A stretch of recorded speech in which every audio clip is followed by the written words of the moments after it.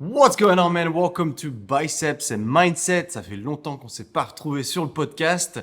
Figure-toi qu'il a fallu que, pour me sortir les doigts, j'invite un pote à moi, que j'ai ce spark, cette idée de me dire, allez, je vais y retourner. Je t'avoue que c'est aussi mon pote Alex Viseo qui m'a remis dedans. Si tu connais pas, c'est un mec que j'ai interviewé il y a déjà plus d'un an maintenant. Parcours exceptionnel, super inspirant. Et lui-même avait arrêté son podcast pendant un an et a rattaqué ensuite. Et du coup, il m'a donné cette envie d'y retourner aussi. Et on reprend, je sais pas à quelle cadence, mais en tout cas, on va reprendre parce que ça me fait du bien de pouvoir vous apporter de la valeur de cette manière. Aujourd'hui, épisode un peu spécial, je suis avec un guest, un pote à moi qui s'appelle Charles-Henri.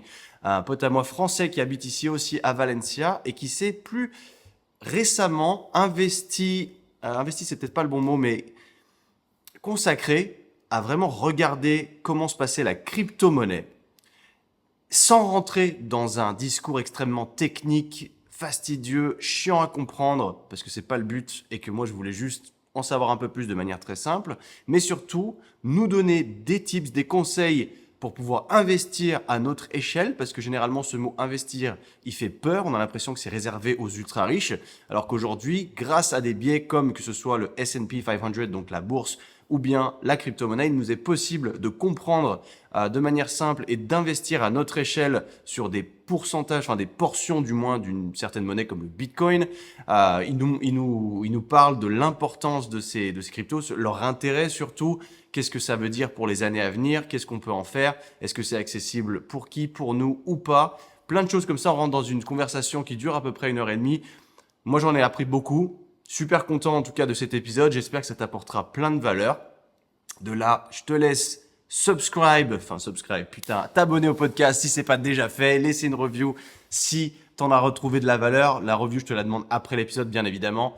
Si t'as déjà écouté plein d'épisodes, tu peux la laisser même tout de suite. Ça fera toujours plaisir et ça aidera potentiellement au référencement du podcast. Merci encore. Je te laisse là. On jump right into the conversation. Let's go! Il y a également le fait de me dire que tu vois, je suis en Espagne Ouais. et genre je suis vraiment dans une nouvelle vie et je veux commencer un truc de zéro Ouais, je te suis. et que je veux pas être associé à mon image en France et que ce soit vraiment un truc qui soit totalement à part. Ok. Que la personne qui était en France, bah du coup ils l'ont connu, ok c'est cool, mais que là du coup je me réinvente plus ou moins une identité du coup en Espagne et que du coup je veux vraiment tout faire ici, que ce qui a été fait en France, bah c'est là, tu vois, mais ça entache Mais pas. ce que tu as fait quand tu es arrivé ici, tu faisais du vlog, Ouais. c'était en français. Ça, il y a eu les deux. Tu as fait en espagnol aussi? Non, en anglais. En anglais? Ouais. Oh là là. Mais on va Ouais. rigoler. Et y a de quoi faire. Charlie? Ça commence? Ouais, ça a déjà commencé. Incroyable. Bah oui, y a pas besoin de commencer, Allez. de faire une intro, on s'en bat les couilles.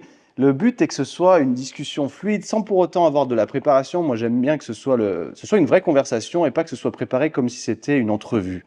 C'est pas le but. Yes. Le but, c'est au contraire que tu puisses, qu'on puisse discuter de manière complètement à l'aise et de se dire, ok, je vais parler de ce que j'ai envie de parler et peu importe ce qui arrive sur le tapis, on a un sujet global évidemment.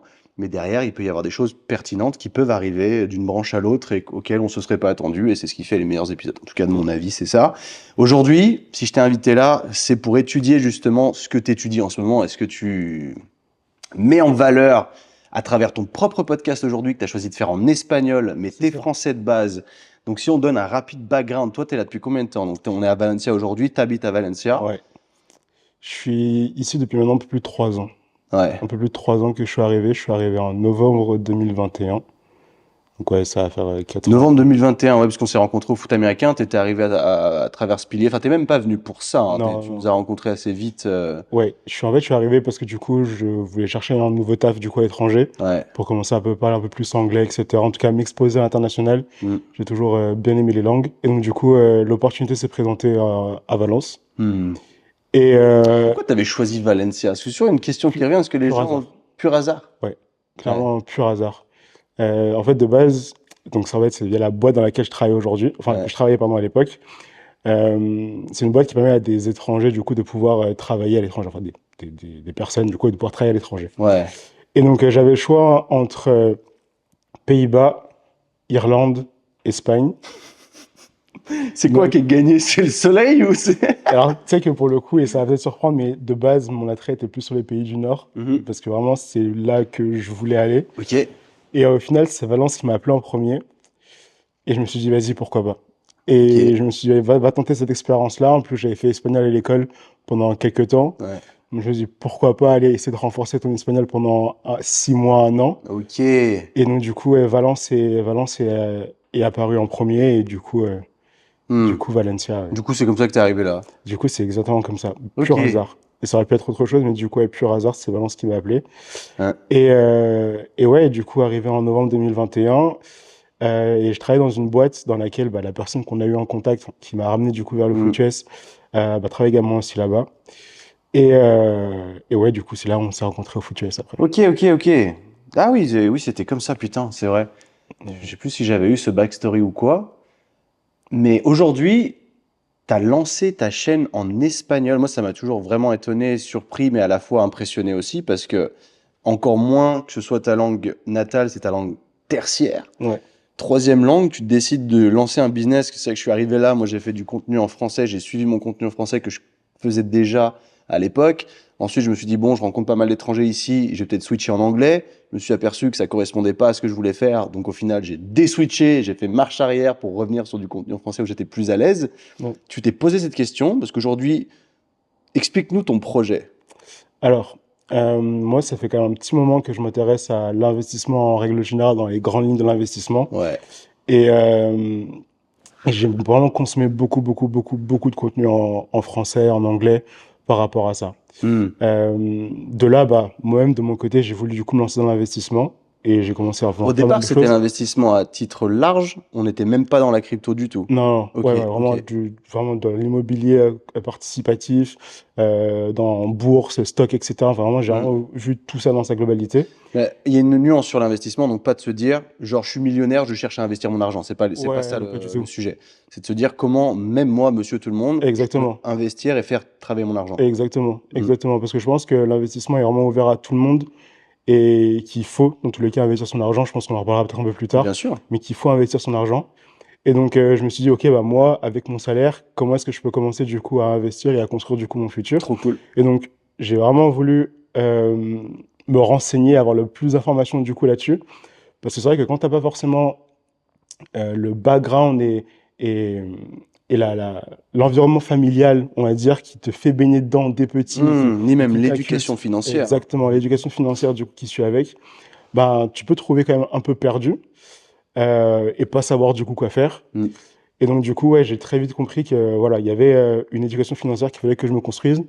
Et donc du coup, c'est ce que j'ai voulu commencer à faire et à réaliser du coup sur pour moi de base.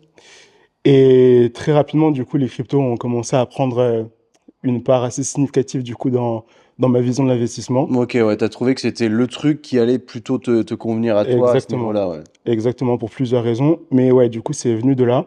Et donc actuellement, moi, ce que je fais, c'est que j'ai créé une newsletter d'abord qui s'appelle Crypto Vision, une newsletter qui est entièrement en espagnol et qui a pour but de donner un maximum d'informations sur l'actualité crypto, sur ce qui se passe, mais également sur le fonctionnement des cycles crypto pour que les personnes puissent plus ou moins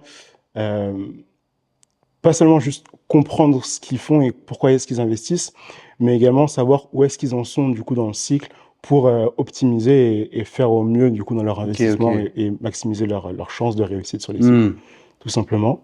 Et la deuxième chose que je fais, c'est que j'ai lancé du coup là un podcast également du coup en espagnol qui s'appelle également Crypto Vision. Et ouais, là pour le coup ce podcast-là, c'est pour en soi un peu revenir sur l'actualité que j'ai mis en avant dans la newsletter. Mais puis également, on peut parler plus du coup d'investissement dans le détail et rentrer vraiment plus dans le détail de l'investissement. Pourquoi est-ce que c'est important? Donner et retranscrire un peu tout ce que j'ai pu. Tu vas te mettre une cadence du coup, est-ce que tu fais une newsletter par semaine? Ouais, en moyenne entre 1 et 2 newsletters par semaine. Okay.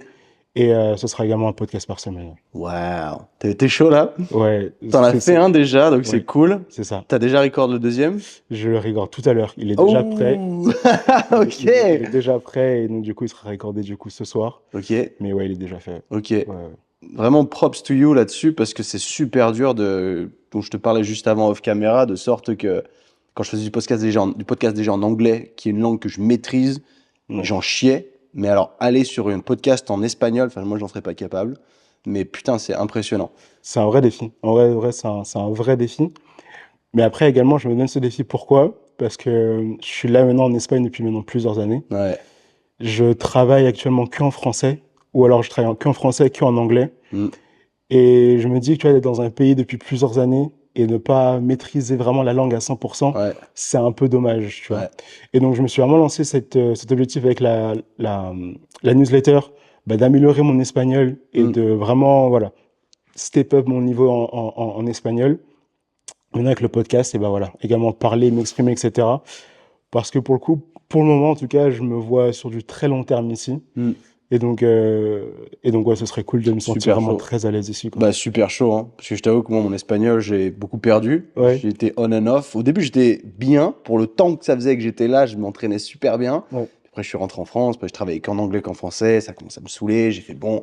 Et c'est vrai qu'aujourd'hui, quand je reviens, je me rends compte que je suis arrivé ici début 2020. On est début 2025. C'est bientôt 5 ans. Même s'il y a eu des périodes où j'étais en France, je me dis merde, en fait, je parle pas assez bien. Ouais. J'en ai pas l'utilité, mais c'est une frustration aussi. Et je comprends totalement la démarche dans laquelle t'es. Et je pense que c'est hyper honorable et hyper cool pour de vraiment t'insérer dans la société espagnole. Donc c'est trop cool. Qu'est-ce qui a fait? Parce que la crypto, c'est un truc qui m'intéresse aussi depuis plusieurs années, sur lequel je me suis penché pendant le Covid, en l'occurrence, parce que on se faisait un peu chier. Ouais. Il y avait des trucs, il y avait des bull runs, on t'en a un peu parlé. Il y a eu une espèce d'énorme bull run à cette période où tout le monde s'est jeté dedans, mais en pensant que c'était vite de l'argent facile et de l'argent gratuit. Et quand ça a commencé à monter, redescendre, et c'est là où il y a plein de gens qui se sont cassés la gueule, qui ont paniqué, qui ont tout vendu, qui ont perdu beaucoup d'argent, ce qu'il faut évidemment ne pas faire. Qu'est-ce qui t'a mis dedans, toi, au début? Comme je te disais, tu vois, il y a eu beaucoup il y a beaucoup d'actifs sur lesquels on peut investir. Ouais. Beaucoup d'actifs. Et dépendant du coup de ton niveau de risque et du niveau de risque que tu veux y associer, tu peux choisir l'actif qui te convient le plus. Moi, j'ai 29 ans actuellement. J'arrive sur mes 30 ans là cette année. J'ai des objectifs qui sont quand même assez forts avec ma copine, ma compagne actuellement.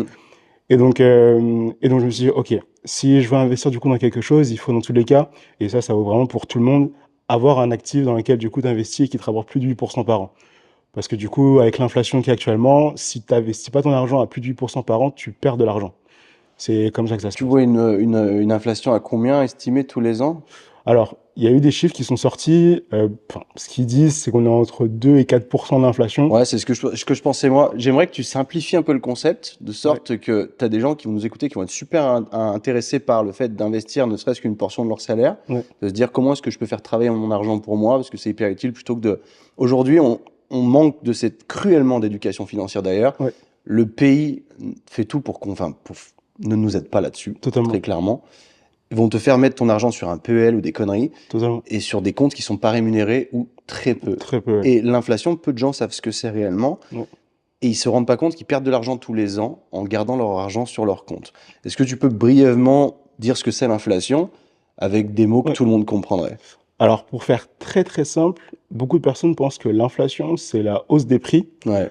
Alors qu'en soi, l'inflation, c'est pas ça. L'inflation, c'est la dévaluation de la monnaie. Du coup, en fait, ce qui se passe, c'est que les entreprises, et ça, c'est une expression qu'utilise beaucoup un investisseur que je suis beaucoup, qui s'appelle Quentin Chapeau, qui utilise vraiment cette expression qui dit que, en fait, les États sont des entreprises qui ne sont pas rentables, des entreprises non rentables. Et en gros, ce qu'elles font, c'est que la collecte des impôts, enfin, le collecte du coup des impôts que l'État va avoir, en tout cas l'argent que l'État va avoir, est en soi inférieur à toutes les dépenses que l'État va avoir. Donc, ce qui se passe, c'est que chaque année, les États sont en déficit. Et donc, pour financer la dette que ces États vont avoir, en fait, les banques centrales vont imprimer de l'argent pour, du coup, pouvoir injecter des liquidités et payer ces dettes-là. Mais en gros, le problème qu'il y a avec ça, c'est quoi? C'est qu'un exemple tout bête, si j'ai un diamant, par exemple, un diamant dans tout un village, et que c'est le seul diamant de ce village-là, ce diamant va avoir beaucoup de valeur. Par contre, s'il y en a commencé à avoir 10, 15, 20, 100, etc., et ce diamant unique n'aura plus la même valeur. Et c'est la même chose avec l'argent. Plus il y a d'argent en fait en circulation, moins la monnaie a de valeur tout simplement. Et donc, ce qui se passe, c'est que et il y a un graphique c'est pas un graphique, mais c'est plus un schéma qui le montre. C'est qu'au final, l'argent va pas comme ça. Enfin, les prix ne vont pas comme ça. Les prix, en fait, ils sont là. Mais comme l'argent perd de sa valeur, on a l'impression que L'argent tout devient vaut moins plus cher. cher. Ouais. Exactement. Donc vraiment, c'est ce qu'il faut comprendre. Et donc, par rapport à l'inflation, les chiffres en soi disent qu'elle est aux alentours des 2 à 4%. En réalité effective, on est plus aux alentours de 8%.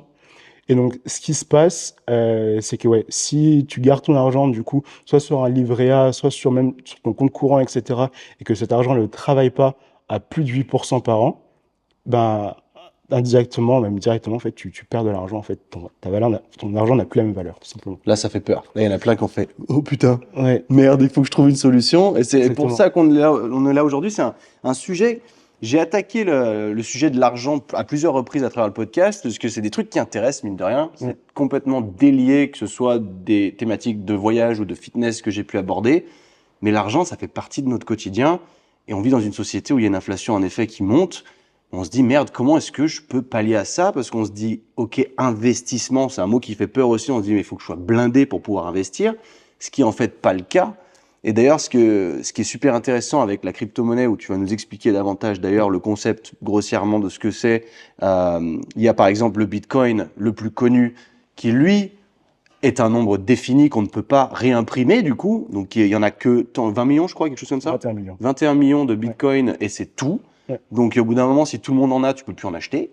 Et grossièrement, moi je suis rentré là-dedans à l'époque, donc ça devait être, je sais plus comment, c'est début 2021 peut-être. Il me semble qu'il faisait froid dehors, donc c'était une période comme ça où j'ai commencé à m'intéresser au Bitcoin, où je voyais, d'ailleurs c'est le seul regret que j'ai, c'est de pas m'y être intéressé plus tôt. Je crois on est un peu tous dans le même cas. Exact. Moi je sais que j'avais acheté une portion de Bitcoin à l'époque où il valait entre 20 et 30 000 euros, quelque chose comme ça. Et que j'ai jamais revendu en fait, je l'ai gardé et qu'aujourd'hui il est à 90 000 à peu près, ça fluctue pas mal. Du coup, moi j'ai vu ça comme une manière, parce que quand j'étais en mode, je voulais aussi faire travailler mon argent, j'étais conscient de ça et je savais en effet pas dans quoi aller. Je savais qu'on parlait beaucoup de S&P 500, donc l'investissement en bourse, où grossièrement, aujourd'hui c'est de plus en plus populaire d'ailleurs, le but est d'investir dans le panier des 500 entreprises les plus grosses du monde, où du coup, il y a c'était combien à peu près? Ça te donne environ 7-8% annuel. Il me semble que c'était à peu près ça. Le S&P en moyenne étalé sur 10 ans, on est plus ou moins à 10% par an. Ouais. Ok. Donc même un petit peu plus haut sur 10 ans. Donc on se dit que ça, c'est des investissements relativement safe, comme tu parlais de notion de risque juste avant, ou quand tu veux pas prendre trop de risques et de te dire, j'ai pas envie de perdre mon argent, comme à l'inverse des petites coins, enfin comment on appelle ça? Les altcoins, ouais. Les altcoins, mais vraiment si quelqu'un est complètement étranger à ce concept-là, c'est les petits bitcoins, en fait, les pièces qui sont des trucs pas safe, si tu veux. On va peut-être rentrer un peu plus là-dedans, parce que je sais même pas comment m'exprimer correctement sur la question. Où là, c'est des placements qui font rêver. Tu as l'impression qu'il va y avoir une croissance gigantesque, mais c'est aussi hyper risqué que l'inverse se passe. Et j'ai plein de potes comme ça qui ont perdu beaucoup d'argent et qui du coup on dit j'abandonne, plus jamais je rentre là-dedans. Et c'est pas ouf. Alors que du coup, si tu veux pas prendre de risques, tu as cette possibilité-là d'aller dans le S&P 500, de mettre, 10% de ton salaire dedans, ce qui peut être une bonne manière d'économiser plutôt que de se dire je le mets sur un livret A, je mets 100 euros par mois, admettons, 200 euros, peu importe le montant, sur le S&P 500 à travers une application ou quoi, et cet argent, je ne le touche pas, et il va y avoir l'effet cumulé qui va faire qu'à travers les années, ça va faire de l'argent. Ouais, exactement. En soi, il n'y a pas de minimum pour investir. Tu peux vraiment investir à partir de 10, 15, 20 euros par mois, peu importe, après plus si tu as la capacité, sans aucun problème. La première des choses qu'il faut retenir, c'est que il faut commencer à avoir cette habitude d'investir au moins tous les mois, une fois tous les mois. Moi, la chose que j'ai entendue et que j'essaie d'appliquer au maximum, c'est que quand tu reçois un salaire, par exemple, tu es salarié et que tu reçois un salaire, la première chose que tu dois faire, c'est te payer toi. Ton salaire te paye toi par ton entreprise, mais du coup, tu dois également te payer toi. Te payer toi pour ton toi du futur, sur du long terme. Donc, soit ça passe par, bien sûr, un investissement et puis de l'épargne. Donc après, dépendant où tu mets ton épargne, mais investissement et épargne. Même si ça représente seulement 30% de ton salaire, tu fais déjà beaucoup plus que 95% des gens. Et sur du très long terme, tu te remercieras. Ça, c'est vraiment la première des choses. Après, la deuxième des choses, c'est que au niveau du S&P 500, alors, en soi, on peut considérer que avant de parler de J.C. Pavane, mais on peut considérer que le Bitcoin, en fait, c'est un actif à risque, ou même les cryptos en règle générale, c'est un actif à risque. Pourquoi? Parce qu'en fait, il y a beaucoup de fluctuations et beaucoup de volatilité. En fait, pourquoi il y a autant de volatilité? C'est que parmi toutes les classes d'actifs qui existent dans le monde, Bitcoin, déjà d'une part, c'est un actif qui est très jeune et qui représente une capitalisation en soi, si on reprend l'échelle totale, vraiment infime et minime. Donc, toutes les fluctuations qu'on va avoir, en fait, au niveau des cycles, c'est des cycles qui vont avoir un impact sur toutes les classes d'actifs en règle générale. Mais comme Bitcoin est plus petit, eh ben, les fluctuations vont être beaucoup plus significatives. Ouais. Donc, en gros, pour les personnes qui ont peur d'investir du coup sur le Bitcoin, c'est juste par rapport à la volatilité. Mais quand tu as compris le concept en soi de Bitcoin, tout de suite, tu te rends compte que c'est pas un actif qui est à risque, ou même au contraire, c'est, je pense, un des actifs les plus sécuritaires. On en reparlera pourquoi, parce qu'il y a vraiment Qu'est-ce que beaucoup tu de... dirais justement sur le concept du Bitcoin? À quoi ça sert grossièrement? En gros... Parce que pour des générations comme la génération de nos parents, ça ne leur parlera jamais. Ok. Je sais que ma mère, si je lui dis j'ai mis en crypto de l'argent, elle est, ouais d'accord, ok, cool. Ouais. Alors, le Bitcoin, on peut vraiment le voir plus ou moins comme une réserve de valeur, un peu comme l'or a pu l'être à l'époque. Ok. Donc, c'est plus ou moins un or digitalisé, plus ou moins, à la différence que l'or, on ne saura jamais réellement combien d'or est-ce qu'il existe du coup sur la Terre, etc. On n'a pas réellement une valeur concrète. Alors que Bitcoin, on sait. On sait qu'il y a 21 millions de Bitcoins qui seront minés. Il n'y en aura pas un de plus parce que c'est dans le protocole de Bitcoin. Donc, ce qu'il faut comprendre... Et ça il pourrait jamais changer d'avis? Jamais. Okay. C'est impossible. C'est impossible, c'est fait comme ça. Lorsque le fondateur des Bitcoins, du coup, a établi du coup le protocole, c'est marqué du coup qu'il y aura 21 millions de Bitcoins et pas un de plus. Okay. Du coup, ce que ça veut dire que c'est un actif qui, au fur et à mesure du temps, va prendre de la valeur parce qu'il va avoir de plus en plus d'utilisateurs. Actuellement, il y a 20 millions de bitcoins qui ont été minés par les mineurs. Alors, je vais pas vraiment rentrer dans tout le détail du coup des bitcoins parce qu'on risque de perdre des gens. Ils continuent à être produits. Exactement. Ouais, ils sont pas produits encore les 21 millions. On est actuellement à 20 millions et les 1 million qui vont rester, je pense, ça va prendre plus ou moins 100 ans pour être minés. Wow. Donc, il reste encore du temps pour avoir du coup tous les bitcoins à être minés. Donc là, vraiment, on est toujours dans une phase où on est dans le début des bitcoins. Même si on se rend compte que avec les institutions et les pays qui arrivent, va y avoir de plus en plus d'intérêt. Donc là, on est vraiment du coup au tout début. Donc Bitcoin en soi, ça peut vraiment être une réserve de valeur qui, avec le temps, va te permettre du coup de pouvoir sécuriser du coup ton argent et sécuriser tes gains du coup via tout simplement cet actif, tout simplement. Ouais, ok. Donc, comment est-ce que tu vois, est-ce que le Bitcoin aujourd'hui, ça parle pas à grand monde dans le sens où on voit pas trop de cas réels dans la vraie vie. Ouais. Je sais que je peux payer avec. Ouais. Aujourd'hui, c'est possible. Ouais.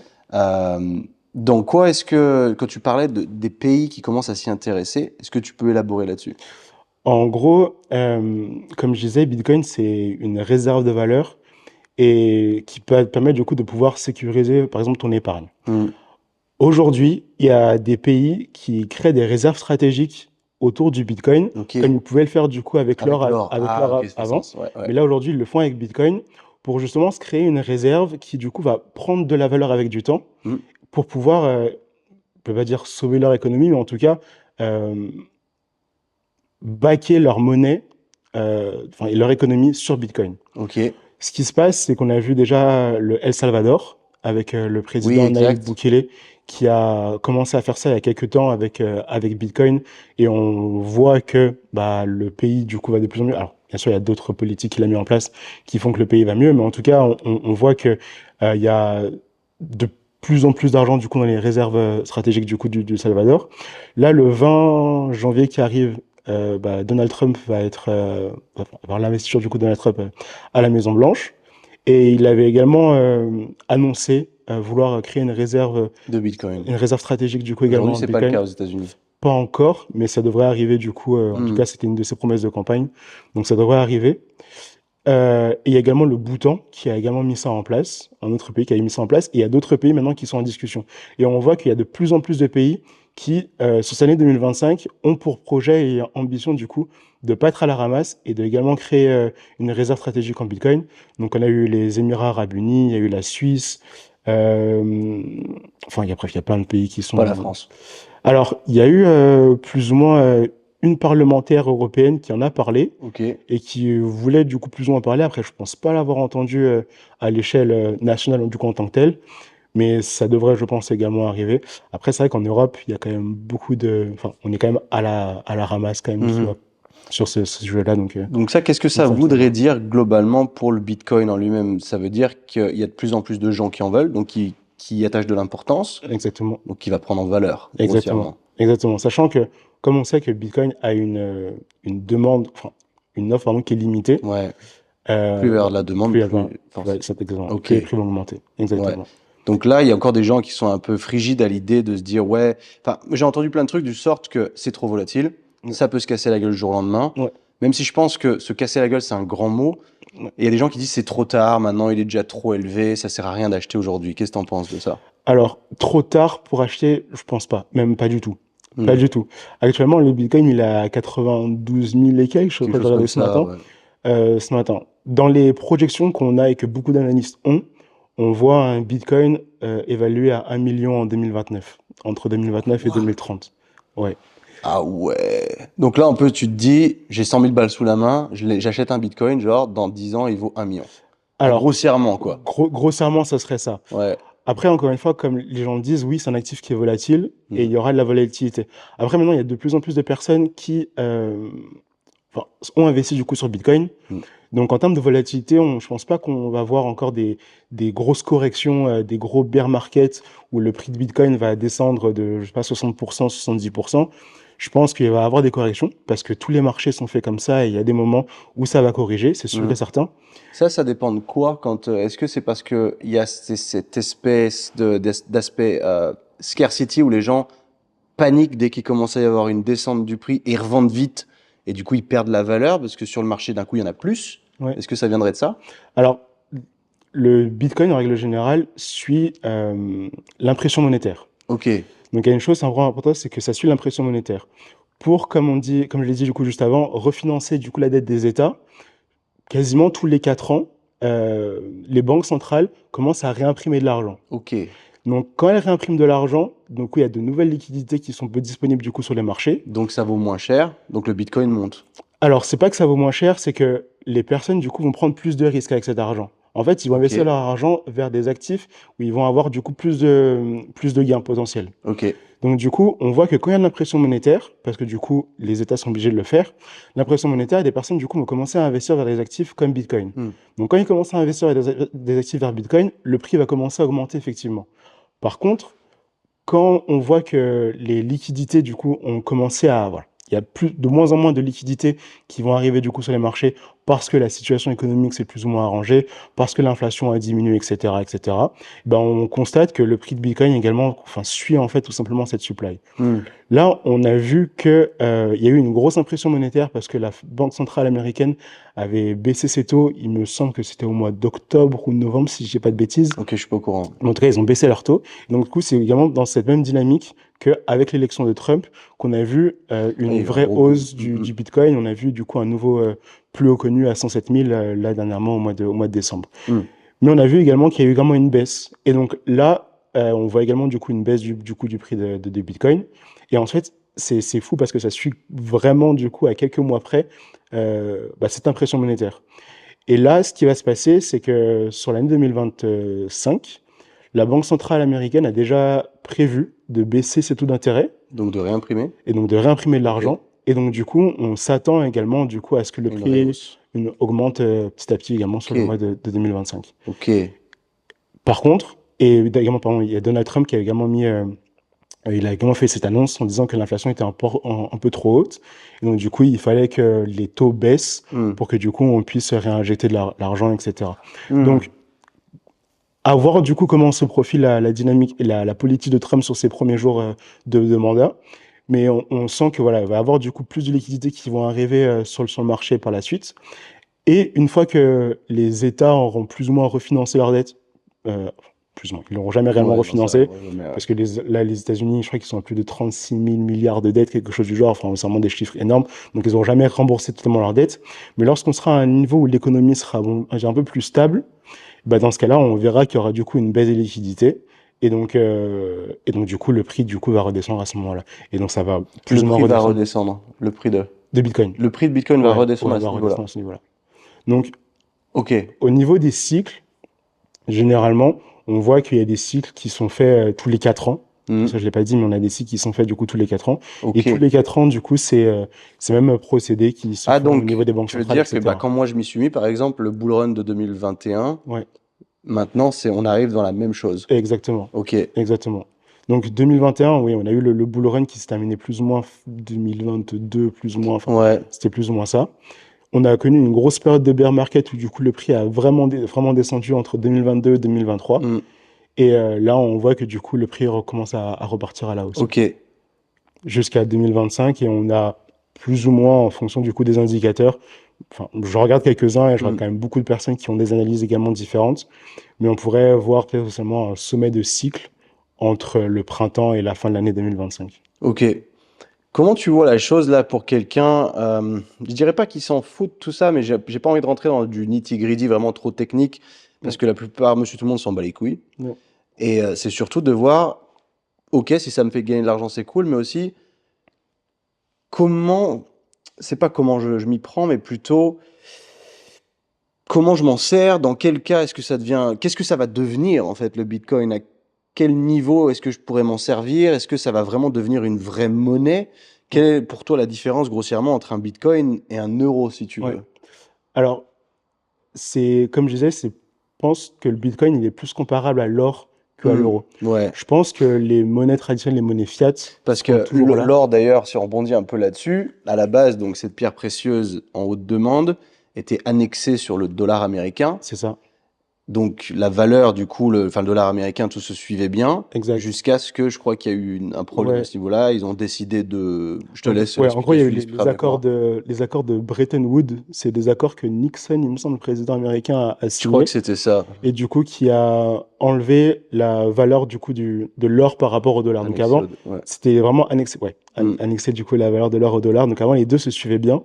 Mais au final, du coup, Nixon a décidé que à partir de là, non, ça ne serait plus du coup de la sorte.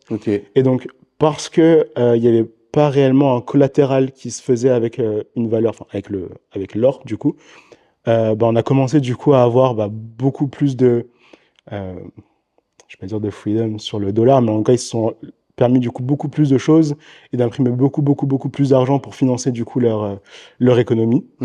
Et donc c'est là qu'on a vu du coup une hausse du coup du prix du dollar, on va dire, en règle générale, mais une perte de sa valeur, du coup, sur le temps. Donc, une perte de sa valeur, c'est-à-dire que l'or, aujourd'hui, est plus annexé dessus. Donc, l'or prend de la valeur aussi, quelque part. Je sais qu'on peut investir sur l'or aussi. L'argent, je l'ai jamais fait. Je me suis jamais renseigné sur la question. Est-ce que c'est quelque chose que toi, tu regardes? Pas réellement. Non, pour le coup, pas réellement. Je sais qu'on peut... L'année dernière, en plus de ça, l'or a connu des beaux sommets. Mais c'est pas vraiment un actif que je regarde, non. Ok. Non. Intéressant. Donc là, aujourd'hui, la crypto, si on doit la simplifier vraiment, parce que je commence à voir des trucs émerger, des banques qui proposent des comptes en Bitcoin, et ça commence à être vraiment cool, parce que c'est genre des vraies banques. Tu vois, là, je suis, waouh, là, on commence à vraiment step up, ça devient intéressant, ça commence à être accepté, à être utilisé dans la vraie vie. Et aujourd'hui, moi, j'ai un compte avec, sur un, comment ça s'appelle ça? C'est pas une vraie banque, mais ça me permet, c'est un peu comme Binance, mais ça me permet, j'ai une carte avec laquelle je peux dépenser mon argent. Donc grossièrement, aujourd'hui, un mec qui a... Ce que j'ai vraiment envie de décortiquer ce domaine, mais de le rendre hyper accessible. Que les gens ne prennent pas peur parce que ça fait genre argent digital, ça fait non palpable. Donc en gros, je prends beaucoup de risques en prenant ça. Moi, je sais qu'aujourd'hui, je garde genre 50% de mon argent, il est en crypto, tu vois. Et j'aimerais que ce soit compréhensible de sorte que les gens ne paniquent pas à se dire « Ouais, c'est méga risqué de faire ça ». Qu'est-ce que tu en penses? Comment est-ce que toi, tu gères ton argent au jour le jour?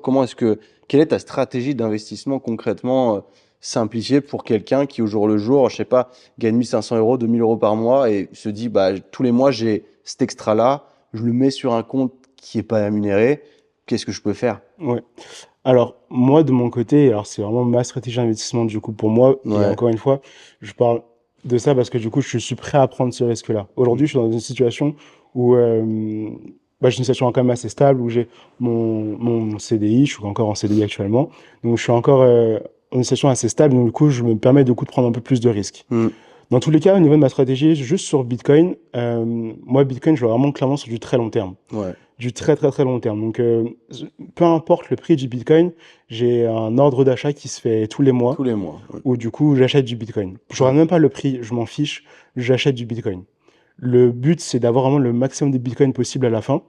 Pourquoi? Parce que du coup, on sait que ça va prendre de la valeur La avec tendance, le elle temps. reste haussière, même si elle monte et Exactement. qu'elle descend, elle est quand même haussière. Exactement, ça va prendre de la valeur avec le temps. Donc, j'ai vraiment une vraie confiance dans cet Actif. actif. Et donc, du coup, j'investis du coup quand même sur le Bitcoin. Après, je regarde également les cycles. Donc, je regarde les cycles et j'essaie du coup d'investir dans des actifs, donc dans des altcoins. Et donc, c'est des monnaies, enfin, pas des monnaies, pardon, mais c'est des projets crypto. C'est un sujet qui est plein de controverses justement parce qu'il y en a plein où plein de gens ont perdu de l'argent parce que c'est des Ouais. conneries des fois ou des trucs qui ne servent à rien et qui sont pas amenés à vivre pérennement, contrairement au Bitcoin qui lui est solide et la base de tout. Après t'as l'Ethereum, puis après t'as plein de petits trucs. Ouais. Mais toi, explique-nous un peu ça parce que c'est vrai que ça reste confus et moi j'évite d'ailleurs d'acheter ces altcoins. Mhm. Je me base vraiment sur le Bitcoin et sur l'Ethereum, Ouais. auquel j'attache beaucoup d'importance et on rentrera dans le sujet aussi. Je pense que tu en sais beaucoup plus que moi sur la question et c'est trop bien. Et toutes ces petites altcoins justement qui font rêver parce que quand on regarde les stats, il y en a certains où c'est écrit genre plus 3000% de Exact. croissance sur 2023 ou autre. Et là, tu fais, waouh, trop bien, je vais en acheter plein et ça va exploser. Et la plupart des gens que je connais qui ont fait ça, ils ont jamais rien gagné. Ouais. Alors, c'est vrai que pour le coup, tout ce qui est altcoins, il y a vraiment des altcoins de très bonne qualité et des altcoins, pour le coup, c'est vraiment des scams. Hmm. Donc ça, pour le coup, vraiment de faire très attention. Aujourd'hui, il y a une crypto qui est créée quasiment toutes les minutes. Ah ouais? C'est énorme, donc il faut Ok. vraiment faire très très attention du coup à ça. Il y a des projets qui sont quand même très sérieux et qui ont vraiment un impact réel dans la vie du monde réel, tout simplement. Et donc ça, c'est des projets pour le coup sur lesquels il peut être intéressant du coup d'investir. Après, tu as des projets comme les Memecoin, où là, pour le coup, c'est des projets qui sont basés sur rien, c'est que Ok. du marketing, etc., mais qui ont une hype parce que enfin, Ouais, l'équipe un marketing, influenceur connu qui est dessus. voilà, où ouais. l'équipe marketing, du coup, fait un beau travail sur les réseaux sociaux, etc., Ouais, ok. et on achète un truc plus ou moins comme Shiba ou Pepe à une époque, etc., même si Pepe est toujours bien positionné, ça reste un même coin qui reste solide, Hmm. mais il y en a plein comme ça et qui apparaissent, mais qui vont disparaître du coup directement. Donc c'est vrai que pour le coup, faut quand même faire très attention aux cryptos que tu achètes, parce que toutes ne se valent pas. Ok. Et donc quand tu as fait déjà ce tri-là, tu te rends compte que bah, tu as peut-être 97% des cryptos que tu mets vraiment du coup de côté, Hmm. et tu as quand même des projets qui sont très sérieux. Et ces projets sérieux-là, euh, ils avancent du coup selon certains narratifs. En fait, ces narratifs-là, c'est des narratifs qui sont en lien avec l'économie du monde réel. Là, en l'occurrence, il y a l'IA. Hmm. L'IA dont tout le monde parle, on a vu Nvidia avec des grosses performances, etc., l'intelligence artificielle, qui va prendre sur les prochaines années beaucoup d'intérêt et beaucoup de visibilité, beaucoup D'ailleurs, tu parles d'investissement. d'NVIDIA, donc elle fait partie des S&P 500. NVIDIA, il Il me semble qu'elle est elle est me rentrée semble du qu'elle coup. est Ouais. dans ce coin-là, mais en tout cas, je sais que les actions Nvidia ont explosé Ouais, récemment ouais, suite à ça, justement. exactement. Et donc, par rapport à ça, l'IA représente aujourd'hui, du coup, euh, enfin, il y a un intérêt vraiment réel autour de l'IA. Et donc, pour le développement de l'IA, il y a des projets qui sont actuellement en place et des projets crypto, tout simplement, qui sont actuellement en place. C'est en fait des entreprises, tout simplement, qui, au lieu du coup de réfléchir du coup via le traditionnel, faire des investissements en euros et tout, etc., bah, on décide du coup de développer leur projet sur la blockchain et donc tout simplement en crypto, tout simplement. Ouais.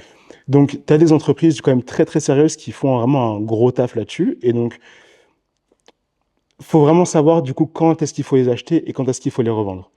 Si tu achètes par exemple un projet comme, je sais pas, je vais dire Fetch, du coup, qui est actuellement un des plus gros projets du coup dans l'IA, que tu achètes un projet quand il est, je sais pas, dans une grosse verticalité au niveau du prix et que les prix montent très fort, c'est sûr qu'à un moment donné, il va y avoir une correction. Et quand les gens vont voir le prix descendre, ils vont dire, ah bah ouais, c'était un scam, je me suis fait scammer, c'est pas, la crypto, c'est de la merde, etc. Alors qu'en soi, non. En soi, il y a des moments intéressants et intelligents dans lesquels il faut investir et des moments également intelligents dans lesquels il faut vendre. Si je reviens du coup sur mon... Mais là-dessus, on est sur des altcoins.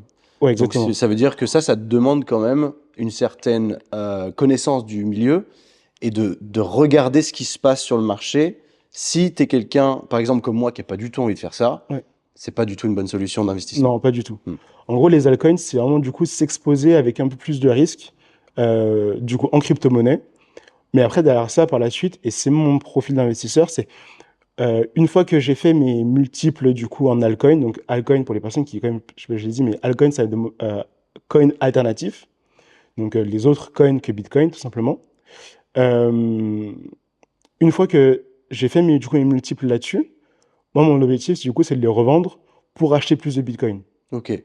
C'est la seule et unique raison pour laquelle je fais ça. Parce que du coup, on sait que Bitcoin va avoir une performance sur l'année qui peut être, par exemple, d'un 100% ou un 200%, peu importe, donc faire un x2 potentiellement.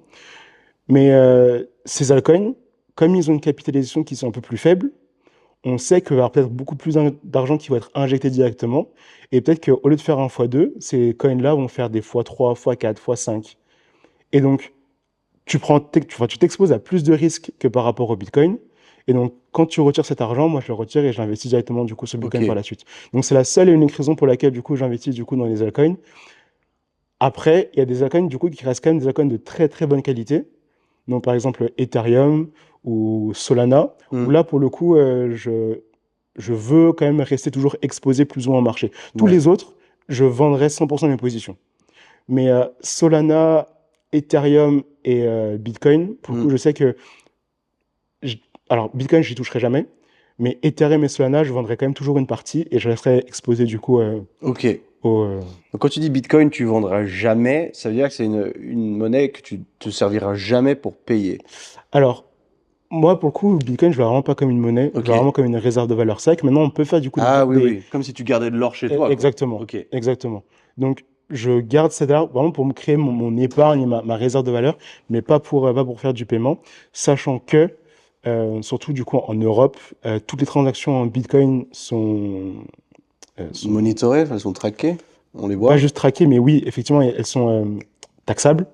C'est ça que je vais arriver. Ah, les transactions en Bitcoin sont taxables? Alors, si tu payes en Bitcoin, par exemple, tu as fait acheter, j'ai vu qu'il y avait Fitness Park qui maintenant acceptait du coup des paiements en Bitcoin. Ah ouais? Ouais. Ok. Si par exemple, du coup, tu payes ton Fitness Park du coup en Bitcoin, c'est une transaction qui est taxable. Donc, du coup, tu seras obligé du coup de la soumettre à ta déclaration du coup. Ah oui. Enfin, taxable de sorte que eux, quand ils sont payés en Bitcoin, ils vont payer la TVA et tout ça dessus, quoi. Ouais, mais toi aussi, du coup. Parce qu'en fait, quand tu fais une transaction qui sort du coup de Bitcoin, enfin pas de Bitcoin, mais qui sort de crypto, donc d'une crypto à une monnaie fiat, donc euro, dollar, etc., et ben du coup, tu devras payer. Que sur le Bitcoin ou n'importe quoi? Je crois que c'est sur n'importe quoi. Ah ouais. Comment est-ce que ça fonctionne du coup à ce niveau-là de devoir payer? Devoir payer quoi? Parce que si tu payes, tu vas avoir des frais de transaction, enfin qui vont se faire de sorte que tu payes, je sais pas, avec ton Bitcoin qui va se transformer en euros, du coup que tu vas payer un truc, mais tu vas avoir un frais de conversion, peut-être. Est-ce que c'est ça dont tu parles? Non, je parlais plus du coup dans le sens où, en fait, c'est comme un actif. Plus ou moins quand tu investis du coup dans un actif et que tu fais des gains dessus, bah, tu es obligé du coup de le déclarer, etc. Et donc, cette transaction-là, elle est taxable tout simplement. Mais c'est très compliqué du coup de monitorer ça parce que de faire des gains, parfois tu es en haut, parfois tu es en bas. Comment est-ce que tu payes quoi que ce soit dessus? Ce que je dirais à la limite, je crois que, enfin de ce que j'en avais compris en tout cas à l'époque où ils disaient oui, maintenant vous allez taxer de 30% sur vos bitcoins ou quoi, vos gains en crypto-monnaie. C'est ça. À la fois, moi je suis contre ça bien évidemment parce que c'est des placements à risque. Si tu perds tout, personne vient de filer 30%. Par contre, si tu gagnes, on vient de prendre 30%. J'ai un peu du mal avec le concept, mais bon, on sait que maintenant les gouvernements, c'est un peu la mafia, mais ça me rend un peu dingue, mais c'est surtout, pour simplifier la chose, en tout cas de ce que j'en avais compris moi, c'est genre, tu mets 100 balles de Bitcoin en disant il vaut 1000 balles, admettons, tu as fait 900 euros de plus-value, et sur ces 900 euros, tu dois payer 30%. C'est ça. C'est ça. Et ça, pour le coup, c'est quelque chose que je ne ferai pas. C'est ridicule. Je veux pas m'exposer à ça. Après, je sais Oui, que donc tu gardes le truc pour toi et en voilà, fait, la plus-value se fait, mais vu que tu t'en sers pas, tu n'as rien à payer. c'est ça. Alors, je Ouais. le garde en Bitcoin. Après, c'est un sujet, par exemple, qui peut être un peu touchy, Ouais. dépendant enfin, de qui nous écoute Forcément, les voilà, taxes, toujours. exactement, et les taxes et tout ça. Pour le coup, je sais qu'il y aura une partie de mon argent et de mes investissements qui seront retransmis, enfin qui seront sortis pour être investis du coup dans l'économie réelle. Donc par exemple de l'achat immobilier, etc. Ok. Où là pour le coup, je serai obligé du coup de payer des taxes dessus. Mm. Après, encore une fois, ça va dépendre de là où je veux être. Oui, forcément, Voilà. si tu es dans un autre pays ou quoi, à la Si je limite, suis dans un autre pays où du coup enfin, fiscalité ouais, sur les exactement. cryptos Ils est sont plus inexistante ou crypto-friendly, plus, voilà, exactement, où exactement. là, ça sera différent. Mais pour le coup, tant que mes transactions se font en crypto, et donc il y a une crypto en fait qui s'appelle l'USDC ou l'USDT, Mhm. qui reprend exactement le même cours que le dollar, Que le plus ou dollar moins. américain, ouais. Du coup, ouais, je garderai ça pour le moment. Mm. J'aime beaucoup ce concept-là du dollar américain, parce que pour moi, je suis pas très calé sur la question, mais ça m'intéresse beaucoup. Mais je suis pas trop dans le technique à ce niveau-là, ça me saoule plus qu'autre chose et j'ai pas envie de passer trop de temps là-dessus. Mais je regarde de sorte que j'entends beaucoup. Enfin, j'ai une application qui parle des cours des différentes monnaies actuelles, donc sans parler de crypto ou autre, mais Ouais. bien du franc suisse, euro, etc. Et j'ai tout le temps les notifications comme quoi l'euro perd de la valeur. Ouais. Et tu vois, c'est pas rassurant parce que tu te dis, bah trop bien, moi je gagne mon argent en euros. Là, je parle pour monsieur tout le monde qui nous écoute aujourd'hui, qui plus vraisemblablement touche son argent en euros, ou bien potentiellement pour les Suisses du franc suisse et bien vous en face de gagner votre argent en franc suisse Ouais. d'ailleurs. Parce que aujourd'hui, le franc suisse déjà vaut mieux que l'euro. Et vu que l'euro se casse la gueule, tu te dis, putain, alors je veux pas alarmer les gens en disant ça se casse la gueule, attention. Mais de ce que j'entends quand je regarde un petit peu ce qui se passe, c'est que les gens ont plus tendance à dire, il vaut mieux avoir d'autres monnaies que l'euro. Ouais. Et en effet, quand tu regardes le dollar américain se porte un peu mieux que l'euro, et je me dis, aujourd'hui, est-ce qu'il n'est pas plus intéressant de garder mon argent en dollars américains plutôt qu'en euros? Bon, bien évidemment, ça demande des transactions, Ouais. enfin des conversions, pardon. Donc tu vas devoir payer des frais de conversion. En plus, si tu es dans une banque traditionnelle, tu pourras même pas, parce qu'en Ouais. France, tu pourras avoir qu'un compte en euros, et puis c'est tout. C'est ça. Si tu as des comptes comme Revolut, Wise ou quoi, ce qui te permet d'avoir différentes devises, c'est intéressant parce que même si tu payes un certain... En fait, ce qui est intéressant surtout là-dessus, ce que je veux dire là-dessus, c'est que tu parlais d'être rémunéré au moins à 8% annuel. Il y a des trucs qui sont cool de sorte que, par exemple, sur Wise, la banque Wise, tu peux, quand tu gardes ton argent en euros sur ton compte, ils vont te rémunérer à une certaine hauteur annuelle. Ok. Donc ça peut être, je crois que c'est 3,4%, mais ça change tout le temps. Mais Ok. pour les euros, en tout cas, on est aux alentours de 3,5%, Ouais. ce qui est déjà beaucoup mieux qu'une banque traditionnelle. Tu te dis, Ouais. OK, bah, je laisse mon argent là-dessus, même si je m'en sers de temps en temps, je suis payé dessus ou quoi, mais tous les ans, bah, je gagne un peu d'intérêt. Donc c'est quand même cool. Totalement. Et quand tu fais ça, la même chose sur Wise, mais en dollars américains, t'es genre, tout de suite, tu passes à 5,5, 6%. Là, tu fais, wow, en fait, c'est chaud. Si, ça veut dire que si je paye des frais de conversion de mon euro à mon dollar américain, et du coup, je laisse mon argent en dollars américains, ce que je ne dépense pas, du coup, et ben, je suis rémunéré à 5-6% annuel. Je me dis déjà, il y a une dinguerie, là, c'est trop bien. Ouais. Ouais. Donc, c'est là où je me dis, putain, est-ce que ça vaut vraiment le coup de garder de l'argent en euros? Parce qu'aujourd'hui, tu as aussi la possibilité, donc comme tu viens de le dire, d'avoir l'USDT ou l'USDC, Ouais. qui, grossièrement, encore une fois, j'ai pas envie de rentrer trop dans le technique parce que ça fait chier les gens et qu'on on comprend pas, en fait. Ouais. Si on se dit, OK, on a 12 ans, il faut qu'on comprenne. Pour que ce soit Totalement. simple, pour que tout le monde puisse le faire, que ce soit accessible à tout le monde. C'est vraiment l'objectif ici aujourd'hui. Parce que même rentrer dans le technique, moi, je comprendrais même pas, peut-être.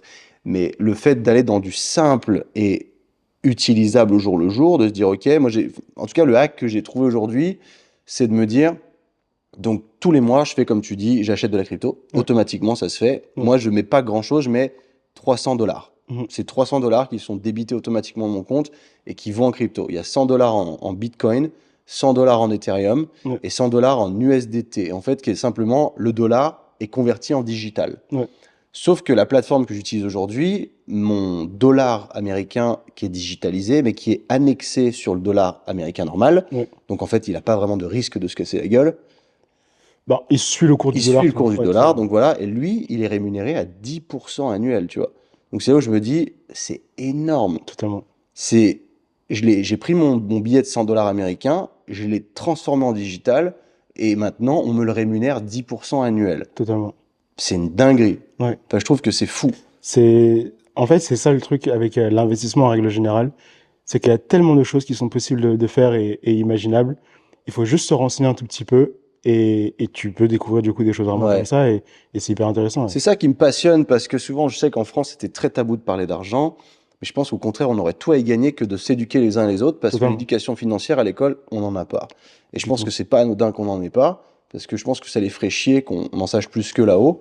Et enfin, non pas pour se faire des ennemis, mais je pense que ce serait du service public que d'aider les gens à gérer leur thune. Totalement. Plutôt qu'à la fin du mois, les gens se disent j'ai plus d'argent, on est le 25 du mois, j'ai plus de thune, j'attends mon salaire. Ouais. Là, c'est une galère. Alors que si on t'apprend à gérer un minimum ton argent et de développer cette fameuse intelligence financière, bah tu peux, je dirais pas t'enrichir, tu vas pas devenir riche, mais tu vas te mettre à l'abri et potentiellement te faire un 13e salaire, un 13e mois, grâce aux intérêts que tu auras pu générer à travers tout ça. Ouais.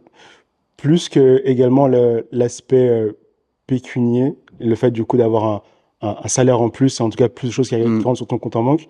Je pense que l'éducation financière, c'est quelque chose qui est transmissible et qui peut être transmis du coup à tes enfants, tes petits-enfants. Enfin, à partir du moment où tu l'as, tu peux le transmettre et faire en sorte que ta descendance ait ces connaissances-là pour la suite. Se retrouve pas dans la merde parce qu'elle fait des dépenses débiles. Ouais. Exactement. Parce que du coup, alors pour ma part, je viens pas d'un environnement qui ait une très grosse éducation financière, mais je sais que demain, par exemple, mes enfants, je leur apprendrai tout ce que je sais et ils investiront du coup dès le début.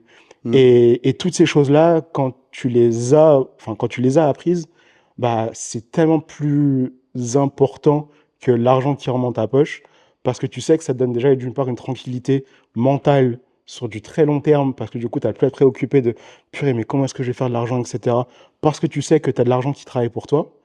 Et ça donne tout simplement un cadre de vie qui est totalement différent, tu vois. Moi, l'une des choses qui m'intéresse le plus dans l'investissement, c'est justement ça. C'est pas de me dire demain, ça y est, j'ai mis mon argent dans, je sais pas, une crypto, elle a fait x100 et du coup, je peux me payer, je sais pas. Enfin, c'est même pas le fait de payer qui m'intéresse. C'est juste le fait, du coup, déjà d'une part, avoir ce sentiment de liberté que l'investissement du coup peut procurer, je pense. Je pense que toutes les personnes qui ont investi et qui ont une certaine wealth, une richesse, une fortune du coup dans ce monde, c'est des personnes qui ont investi et qui n'ont pas les mêmes problèmes, tu vois. Et donc ça t'enlève beaucoup de problèmes à ce niveau-là. Et ouais, c'est pour ça que du coup j'ai investi là-dessus, et c'est pour ça que dans le contenu également que je vais faire, etc., j'aime pas mettre en avant tu vas faire un x10, x5, x15, etc., et tu vas devenir riche demain. C'est pas le but, quoi. C'est du flan. Voilà. Non, le but, il est pas en plus d'inciter les gens à investir pour que derrière ils perdent de l'argent et qu'ils viennent te bâcher toi en disant tu m'as fait perdre ma thune.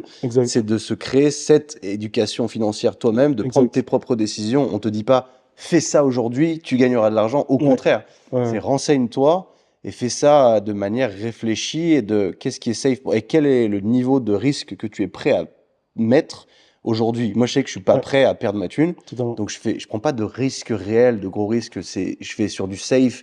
Il y a cette notion de, quand on parlait de l'USDT ou l'USDC, peu importe, qui sont annexés au dollar directement.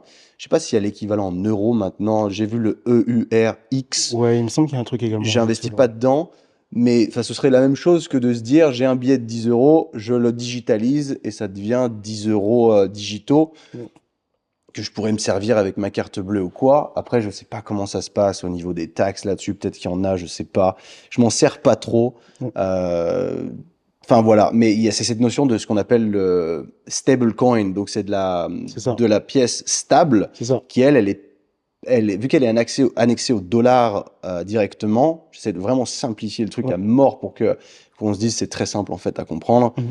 Ça peut pas monter, descendre. C'est du dollar américain. C'est ça. Il est digitalisé, mais c'est du dollar américain. C'est ça. Et il est juste rémunéré. Alors, je peux pas dire que c'est du dollar américain, parce que du coup, il va y avoir une grosse différence à faire du coup là-dessus, avec les monnaies numériques de banque centrale qui vont potentiellement arriver. Ça, oui, c'est autre chose. Okay. Mais je pense que c'est plus du coup un coin qu'on peut vraiment plus voir comme annexé au dollar, en tout cas qui suit du coup le cours du dollar, mais ça serait pas du coup Oui, c'est pas voilà, officiel. c'est pas officiel, c'est pas du dollar. Ouais, Quoi. ok, je te suis. Ouais. Ouais, ouais. Parce que les monnaies numériques de banque centrale, c'est encore autre chose, Mm. et ça pour le coup, c'est Ça pas bon, quoi. existe pas enfin, c'est quoi ça du coup, ils veulent introduire ça? Ouais, alors en Europe, c'est encore en discussion, Ok, mais c'est vraiment déjà bien avancé au niveau des discussions. ok. Je sais que Pas du tout renseigné sur la question. ouais, je sais qu'en Chine, c'est déjà mis en place, il me Ok. semble. Mais oui, ça, c'est encore autre chose. Et ça, pour le coup, alors, vraiment, ça sera quelque chose sur lequel il faudra vraiment faire très, très attention pour toutes les personnes qui vont s'intéresser à l'investissement par la suite, Hmm. pour qu'ils vraiment puissent comprendre que c'est vraiment quelque chose qui leur desservira plus qu'autre chose. Mais bon, Ok, on ok. rentrera peut-être pas dans notre tout de Ouais, suite. j'ai absolument aucune notion C'est sur le sujet, je vraiment, vais pas vraiment m'avancer sur autre la chose. Ouais. question. Ah, mais en l'occurrence, là, si on en revient au point de départ de aujourd'hui, j'aimerais gagner, pas avoir, j'ai pas envie de vendre du rêve à dire faites-vous un revenu passif ou quoi, parce que c'est des conneries, mais de se dire j'aimerais être intelligent avec mon argent. Ouais. J'aimerais, à mon échelle, investir mon argent pour qu'elle travaille pour moi. Je crois Ouais. que c'est le bon terme de se dire, je cherche que mon argent travaille pour moi, qu'il ne soit pas juste gagné, que je le mette de côté. Parce que, tu vois, moi, je viens d'une éducation où un sou est un sou, Mhm. fais hyper gaffe, prends la notion de l'argent de ouf. Moi, dès que je dépense un truc, après, je culpabilise. À chaque fois, je me dis, putain, l'argent, faut Ouais. faire gaffe et tout ça. C'était mon éducation. Mes grands-parents sont des fermiers. Donc, ils ont gagné de l'argent avec leur vie, mais, enfin, à travers leur vie de ferme.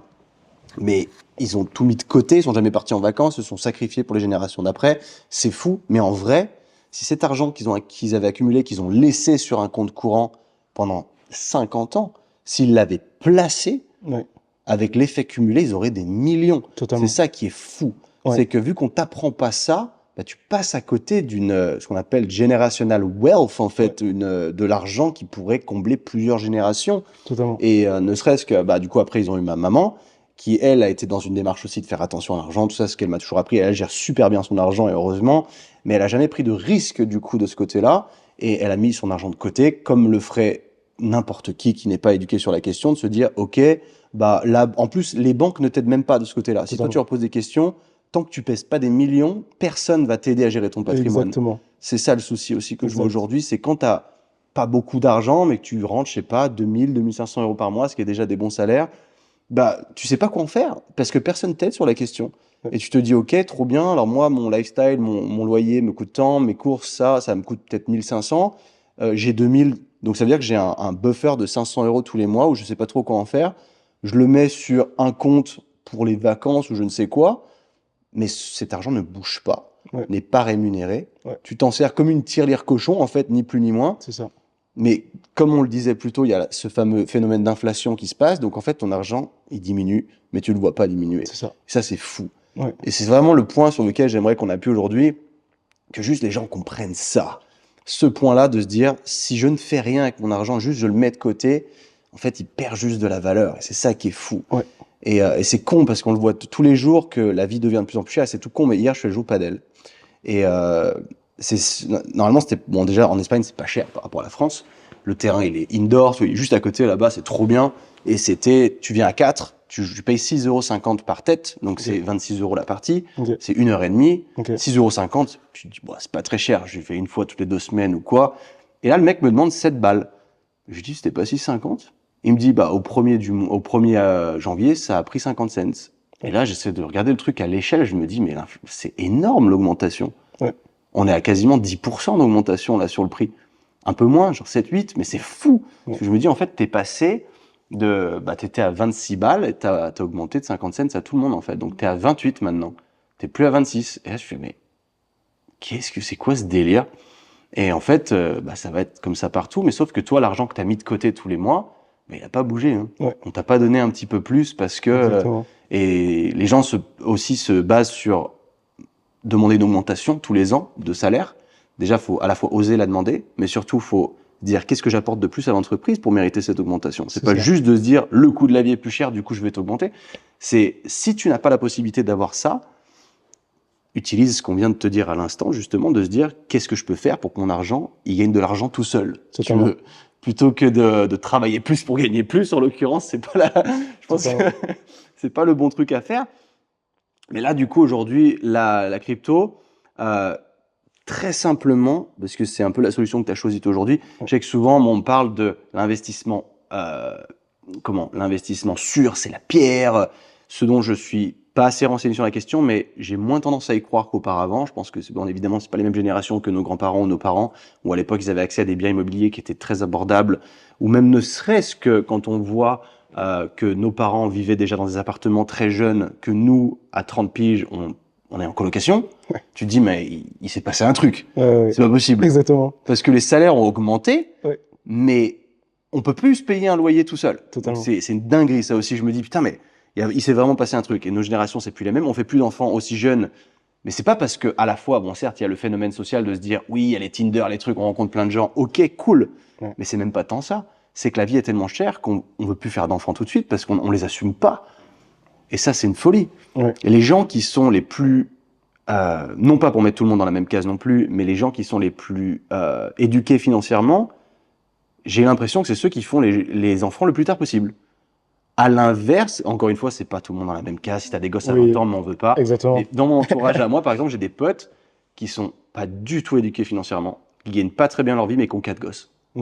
Et ça, je me dis, mais il y a un problème quelque part. Parce que du coup, les gosses, il faut qui va payer? C'est ça. Donc, c'est un cercle qui me plaît pas trop. Mais du coup, si tu veux sortir un peu de ça et te se dire, ok, il faut que je développe, c'est comme l'intelligence émotionnelle. On parle beaucoup de ça aujourd'hui, mais l'intelligence financière, c'est un vrai truc. C'est quelque chose de se dire, moi, je suis très peu dépensé, je fais hyper attention à ce que je fais et j'aime bien, du coup, me dire, ok, tous les mois, je mets tant dans cette fameuse crypto-monnaie, mais un mec qui, du coup, a peur d'investir dans la crypto-monnaie, aujourd'hui, qu'est-ce que tu pourrais lui dire? Comment tu lui donnes un cas pratique de te dire, bah, j'ai pas envie d'employer le mot safe de sorte que si, encore une fois, les gens achètent des altcoins et perdent leur argent et disent que c'est notre faute, le but, il est pas là. J'achète pas d'altcoin. Je n'ai, comme je le disais précédemment, du stable, que du stable, du Bitcoin et de l'Ethereum. Aujourd'hui, Bitcoin, on a compris que c'était l'équivalent de l'or, donc une réserve d'un actif qui prend de la valeur avec le temps. Même s'il y a des baisses, des hausses et des baisses, c'est safe, on peut le dire. Et l'Ethereum, qu'est-ce que tu peux nous dire sur l'Ethereum brièvement? Parce que je sais que c'est une question de circuit. Je me suis pas trop renseigné, mais tu as comment on appelle ça, le canal. Non, quand tu fais des transferts, quand tu envoies de la crypto, tu es sur le réseau Ethereum, c'est ça? C'est ça. En gros, Ethereum, c'est une blockchain. Alors, pour le coup, moi, dans mes investissements, je suis vraiment plus dans une vision investisseur. La partie technique, c'est pas réellement, du coup, ce qui m'intéresse le plus à regarder. Moi, sur quoi je me renseigne le plus, c'est justement, OK, Ethereum, pourquoi c'est là? Qu'est-ce qui est fait dessus? Et donc, ce qu'on regarde, c'est que Ethereum, en fait, c'est une blockchain qui, en soi, a eu beaucoup d'importance, du coup, pour le développement de la crypto sur les cycles précédents. On sait que c'est également, du coup, une crypto qui va avoir beaucoup d'importance, du coup, par la suite, parce que c'est l'une des plus grosses blockchains qui existent. Est-ce que le mot blockchain, moi, je saurais pas l'expliquer. Est-ce que toi, tu sais le vulgariser? Ouais, alors, comment l'expliquer de façon simple? Imaginons que, du coup, il y a une plateforme qui enregistre, du coup, toutes les transactions entre deux paires. En gros, c'est tout simplement ça. Donc, admettons, il y a une personne A, une personne B.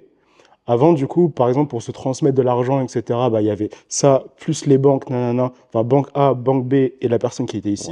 Maintenant, aujourd'hui, bah, c'est la personne A, la personne B, et on enregistre la transaction. Et ça, en fait, cette transaction-là, elle est directement, du coup, enregistrée sur la blockchain. Donc, en fait, c'est plus ou moins une sorte de livre comptable. Où, du coup, tu vas avoir, du coup, toutes les transactions qui vont être réalisées.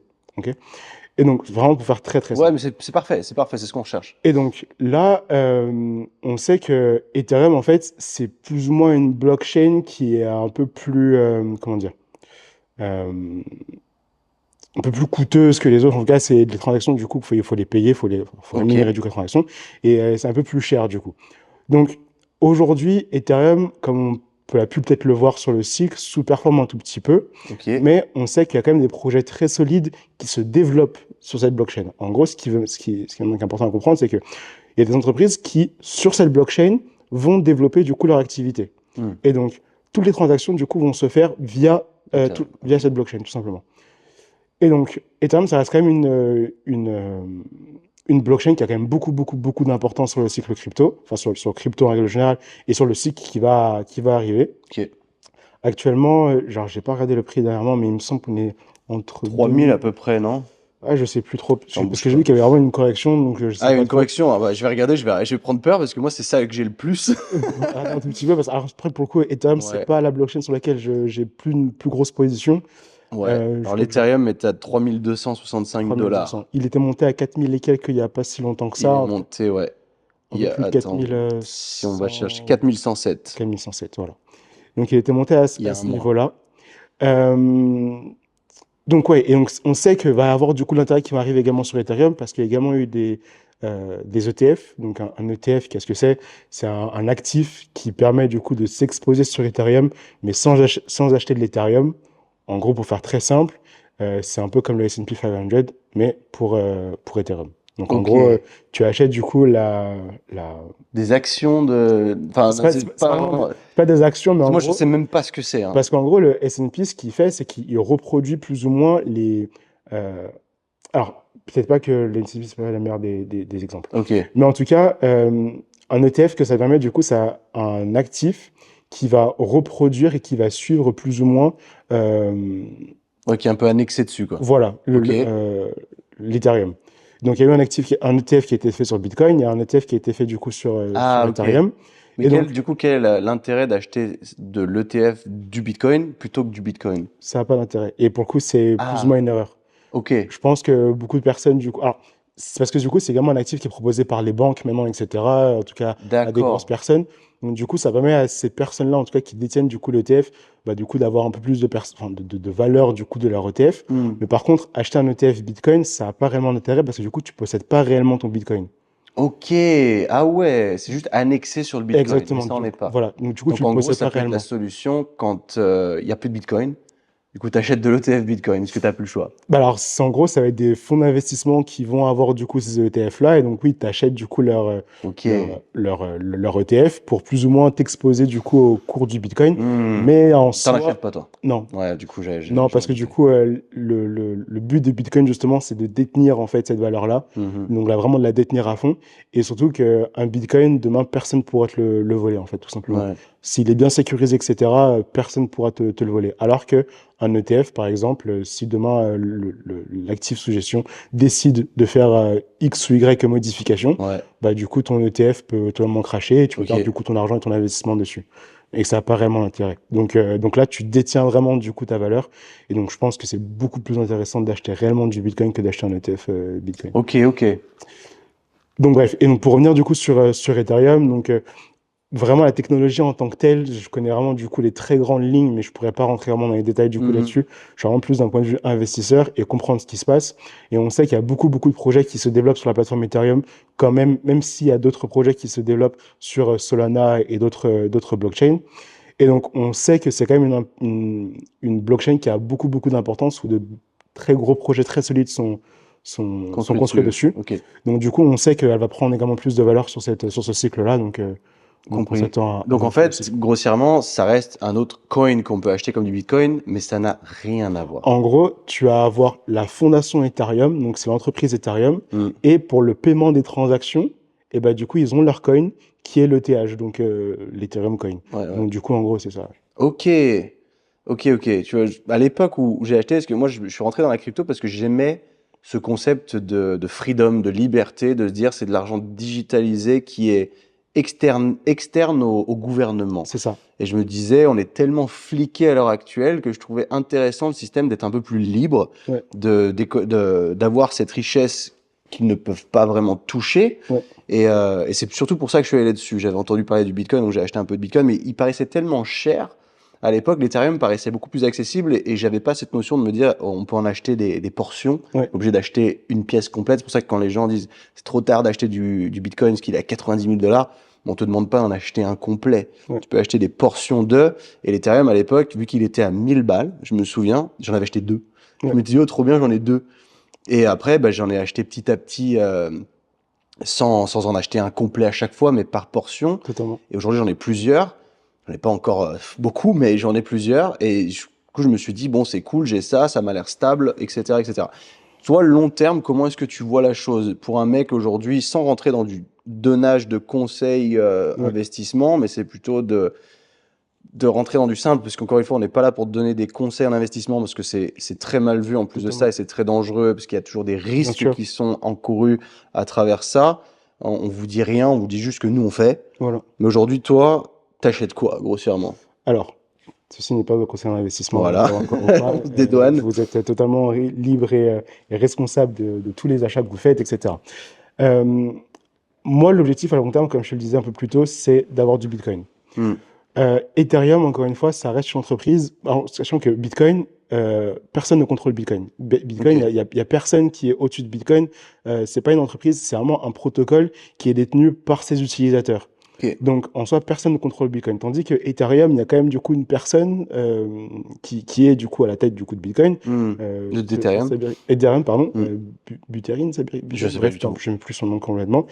Il y a pas une vidéo qui passe sur lui des fois où tu le vois et il est un peu atypique. Bref, peu importe. C'est autre chose. Mais du coup, il y a quand même une personne du coup qui reste du coup dessus. Ce qui veut dire que on s'expose toujours au fait que si demain ils veulent fermer Ethereum, bah, la blockchain n'existe plus et du coup tu as un risque quand même de perdre ton argent. Alors que sur Bitcoin, personne peut dire bah, je ferme Bitcoin, ça n'existe pas. Donc c'est pour ça que dans tous les cas, mon risque sera, je m'exposerai toujours à Bitcoin et pas à Ethereum. La seule chose que maintenant je fais, c'est de m'acheter du coup d'autres altcoins qui suivent les narratifs actuels, les narratifs qui ont du sens sur ce cycle-là, pour, avec les profits que je vais faire, réinjecter et réinvestir dans le Bitcoin. Et après, sur du plus ou moins long terme, bah, je garde mes Bitcoins. Et après, une fois que j'ai cette valeur-là, eh ben, je les retransmettrai du coup en monnaie, comme une monnaie classique, euro, dollar, etc. Pour derrière ça, soit continuer mes investissements, soit tout simplement, bah, voilà, vivre normalement. Quoi. Ok, intéressant, ouais. Putain, Ce que j'aime bien par rapport à ça, c'est qu'il y a de plus en plus de personnes qui commencent à comprendre l'intérêt de constituer son épargne en Bitcoin et non pas forcément à avoir beaucoup d'argent qui traîne en banque, sur un compte en banque, etc.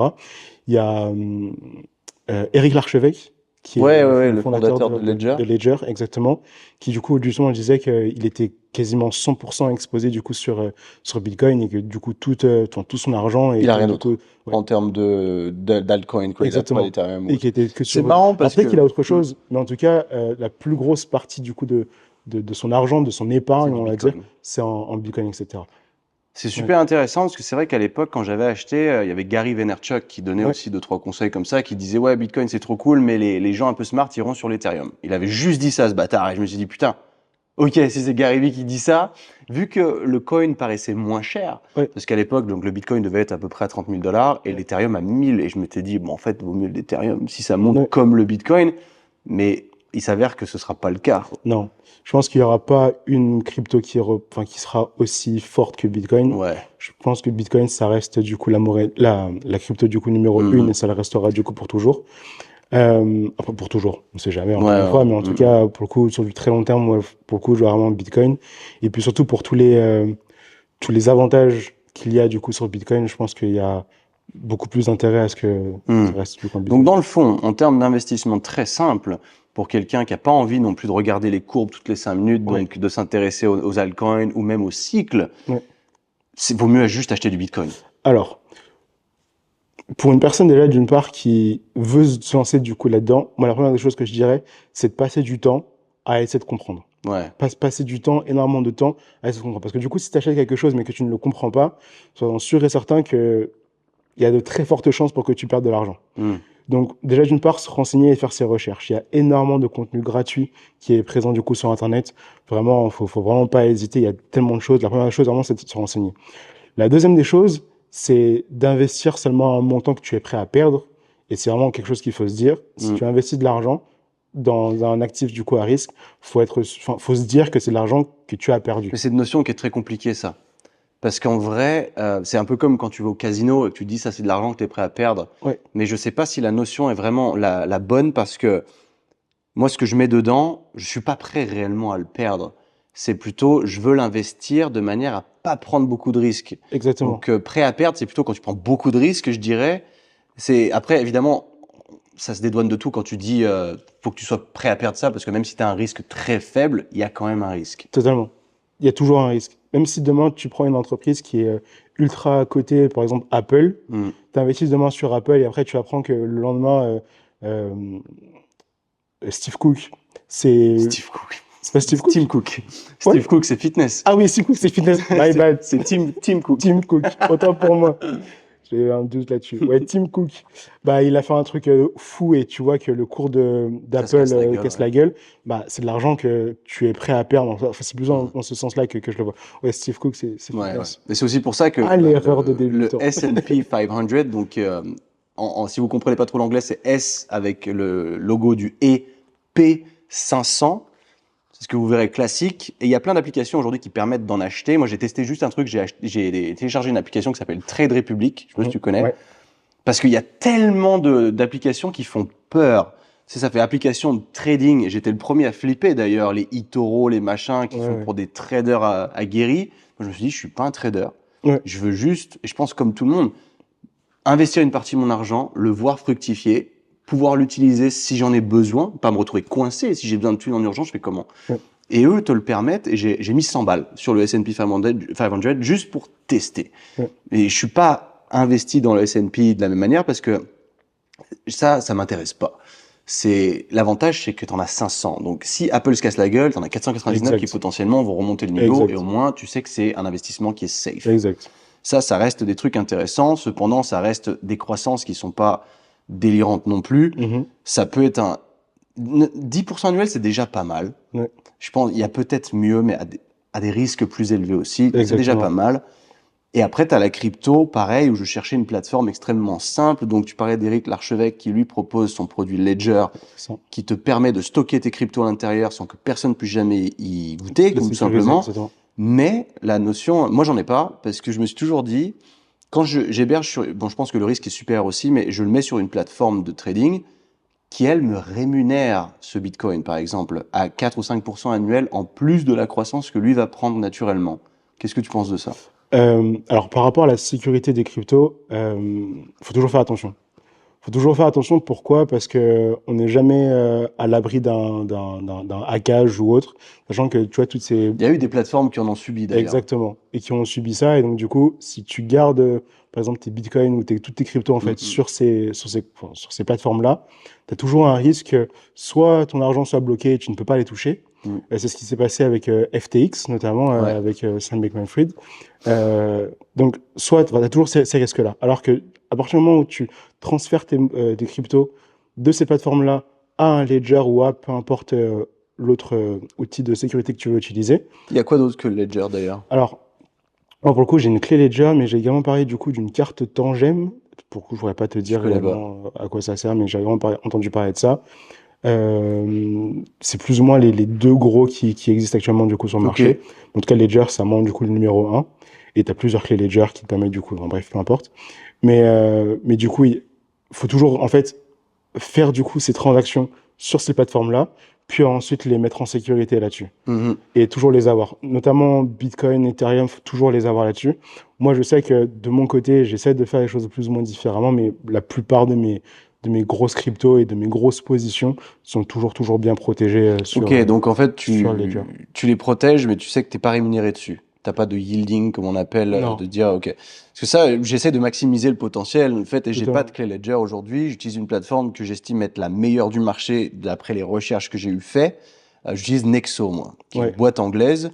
Alors, qu'est-ce que tu allais dire là-dessus? Ouais, bah justement, c'était la deuxième chose que je voulais dire, c'est que au niveau de ma rémunération, justement, ce que je fais, c'est que une fois que c'est fait et que le cycle est passé, bah, l'argent que je vais avoir, je vais le réinvestir directement du coup sur justement une plateforme comme Nexo qui vont du coup me rémunérer à ce niveau-là et faire fructifier. Donc, tu mets une partie à l'abri et une partie qui est là pour être rémunérée. Exactement. Et là, cette partie-là, du coup, j'essaierai de l'investir seulement en bas de cycle. Pourquoi en bas de cycle? Parce que du coup, en bas de cycle, bah, avec la hausse du coup de Bitcoin qui va arriver sur le cycle prochain, et bah du coup les intérêts cumulés vont faire que ça va se fructifier du coup en plus en plus, et donc du coup après je les ressortirai pour revendre. Et tu les remets à... Exactement. Ok, d'accord. Mais là du coup c'est plus de gestion tout de même parce que tu prends une partie que tu revends à chaque fois. Moi je sais que je fais jamais ça. Je veux pas en fait je veux pas regarder. Je laisse dedans. Je sais que ça va faire comme ça, mais que ça va monter en fait, mais ça va être haut en bas. Je sais que les gens ils ont peur, ils regardent tous les jours, ils paniquent. Sûr qu'il y a des fois, par exemple, quand Trump, il y a eu l'élection, mon portefeuille, il a pris 10 000 $ Ouais. en 24 heures ou un peu plus que ça. Et j'ai halluciné. J'ai fait, wow, trop bien. Ouais. Puis 2 semaines après, c'est retombé. Et là, tu fais, ah, en fait, moins drôle. Puis en fait, tu vois que c'est des dents de scie, certes, mais c'est des dents de scie qui sont pas plats. Ça monte. Exactement. Donc, grossièrement, il faut être patient. Faut essayer de se détacher de ça parce que ça peut être émotionnellement drainant aussi. Ouais. Faut essayer de rester loin de ça. Mais ok. Tu utilises Nexo? Je vais commencer à l'utiliser. Ah, utilise mon code parrain. Ouh, tu me J'ai un code parrain.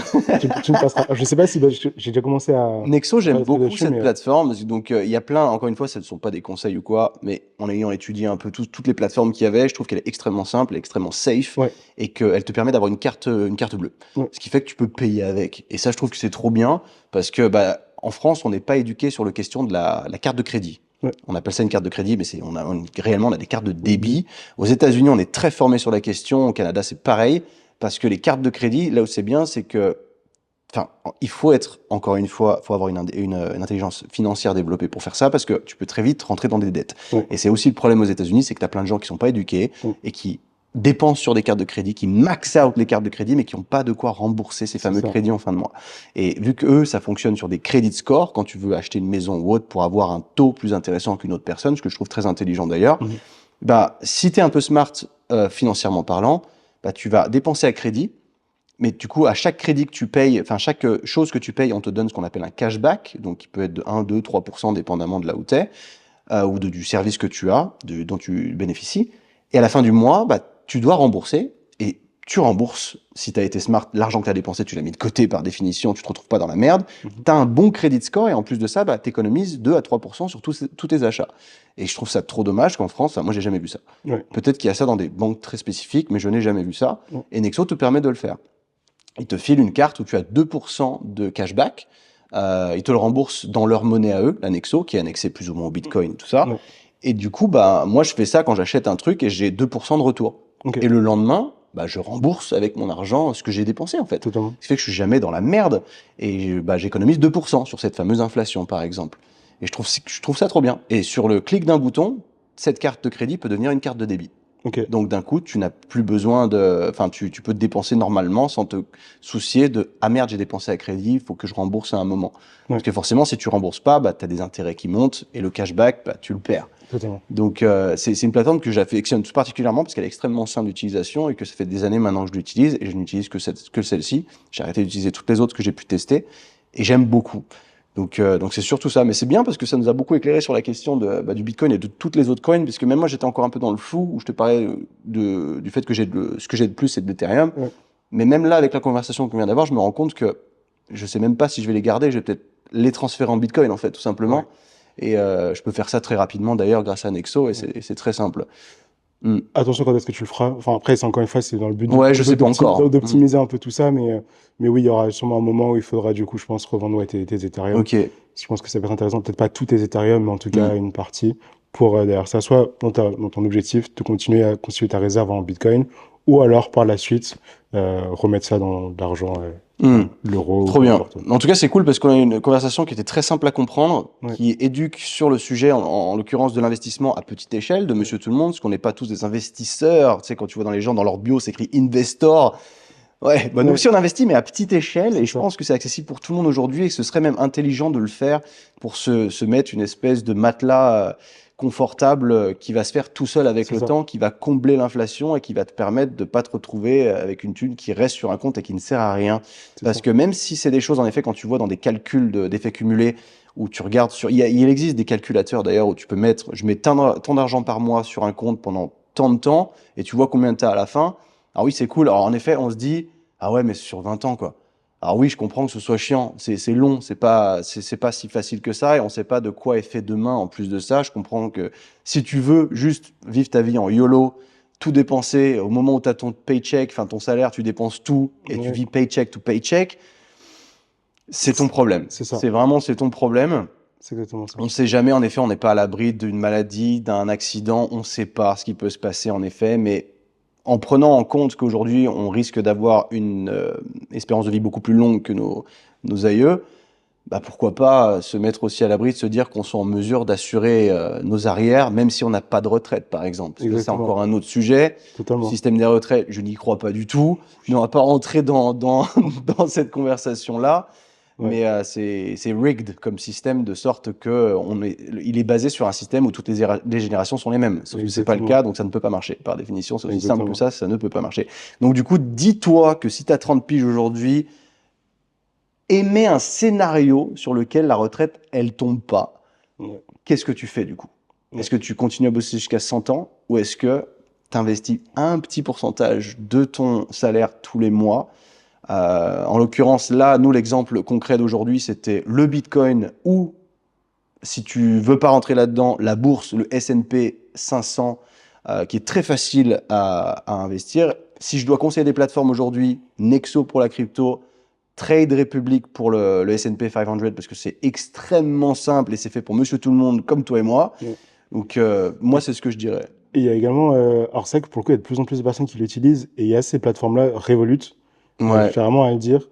Bah moi je les emmerde Revolut en vrai. Ah ouais. J'ai aucun love pour Revolut, mais alors vraiment 0 love. Je veux bien en parler là pour les déchirer en 2 minutes 30. Ok. Et je suis hyper déçu de cette banque parce que c'est une banque qui a bugué à un moment où je m'y étais intéressé parce que j'aime bien les banques alternatives, tout ça qui proposent des trucs un peu cool, d'autant que c'est une vraie banque.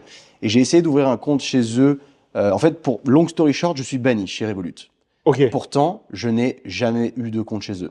Et en fait, je ne comprends pas, de sorte que si tu veux ce qui s'est passé, parce qu'ils veulent jamais te dire ce qui s'est passé, ce qu'ils te disent, on peut ne pas vous dire, bah ouais, mais tu m'aides pas. Ouais. Et il y a quelques années, il y a genre peut-être 6-7 ans, j'ai voulu ouvrir un compte chez Revolut, quand c'était au début, et je me suis dit, ah, ça a l'air cool, machin, je vais ouvrir un compte, et je sais pas pourquoi, je suis jamais allé au bout du processus. Ils ont juste eu mon adresse mail, mon identité, si tu veux, et c'est tout, et je suis jamais allé au bout. Et je sais plus pourquoi, j'ai dû passer à autre chose à ce moment-là, ce n'était pas nécessaire. Et 2 ans après ça, je me dis, ah putain, c'est vrai que j'avais jamais ouvert ce compte Revolut, je vais le faire. Donc j'essaie de l'ouvrir et potentiellement j'avais dû utiliser une autre adresse mail, ou je sais plus exactement. Et je vais au bout du processus et ça me dit, ok, cool, vous avez votre compte. Tu vois, trop bien, c'était rapide. Je commence à kiffer le truc. Et en fait, 1 heure après avoir ouvert le compte, je reçois un email.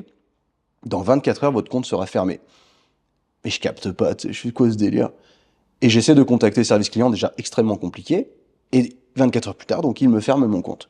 Ok. Et je fais ok. Je réessaie d'ouvrir un compte et du coup, j'ai été refusé à chaque fois.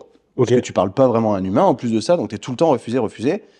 Sur le moment, je lâche l'affaire, je dis bon, bah écoute, tant pis, c'est pas très grave. Et plus récemment, je réessaye. L'année dernière, tu vois, je fais putain, quand même, j'aimerais bien, parce que ça a l'air cool. Et ils avaient introduit du coup la possibilité d'avoir de la crypto dessus. Je me suis dit, ça peut être très sympa d'avoir de l'euro, du dollar américain et de la crypto en même temps. Totalement. Et je me dis, ça peut être parfait pour ce que je recherche. Encore une fois, impossible d'ouvrir le compte. Et cette fois, j'essaie d'ouvrir un compte professionnel. Pareil, marche pas. À chaque fois, ça marche pas. Ça me dit, on ne peut pas vous ouvrir de compte, machin. Je vais sur LinkedIn. Je contacte les plus hauts, enfin des gens placés dans le sales management et tout ça chez Revolut Angleterre, Revolut France. Certains me répondent pas, certains me répondent, je leur explique le problème. Des Français, en l'occurrence, je contacte, ils me disent « Ah ok, t'inquiète pas, je vais t'aider, ça doit pas être grand-chose, ça doit être une couille. » Et au début, ils commencent à m'aider, et au bout d'un moment, plus de réponse.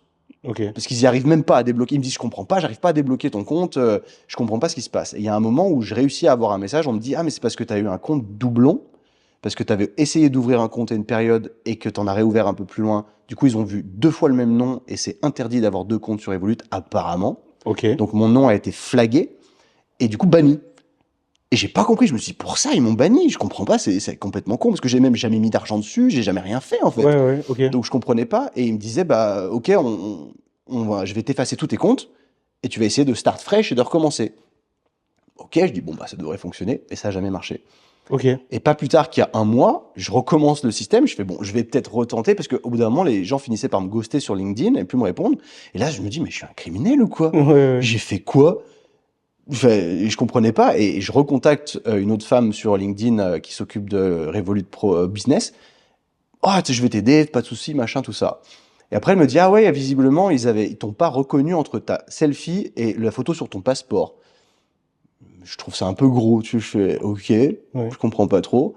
Et elle me dit, je vais essayer de fixer ça. Et au final, après, plus de réponse. Et en fait, personne m'a vraiment aidé jusqu'au bout. Et j'ai jamais compris pourquoi. J'ai posé plainte. Donc, sur leur site, tu peux poser une plainte. De ce que le SAV m'avait dit, tu peux déposer une plainte là. Et j'explique tout le problème. Je leur dis, écoutez, j'aimerais ouvrir un compte chez vous. Je trouve que c'est une super solution, mais j'ai jamais réussi. Apparemment, c'est buggé. Je comprends pas. Aidez-moi. Et évidemment, c'est là où tu reçois un mail long comme le bras qui te dit « Nous sommes désolés que vous soyez frustrés de la situation, mais nous avons le droit de pas vous dire pourquoi, en gros. Notre décision est finale, et machin. » Et là, je fais « Mais... » Putain, c'est dommage. Ah bah, hyper déçu, parce que du coup, je voulais expérimenter le truc. J'ai jamais eu aucun problème avec aucune banque. Et eux, non. Putain, c'est vraiment dommage. C'est vraiment dommage parce que pour le coup, Revolut, c'est pour les personnes qui veulent débuter, surtout en investissement en crypto et investissement global. C'est hyper intuitif, c'est hyper simple, hyper déçu. etc. Mais je me suis dit ça aussi. C'est dommage. Moi, pour le coup, c'est vraiment une banque, enfin, une néobanque, du coup, parce que moi, Ouais, c'est une néobanque, ouais. Son statut de banque, mais une néobanque que je recommande vraiment sans aucun problème. Ok.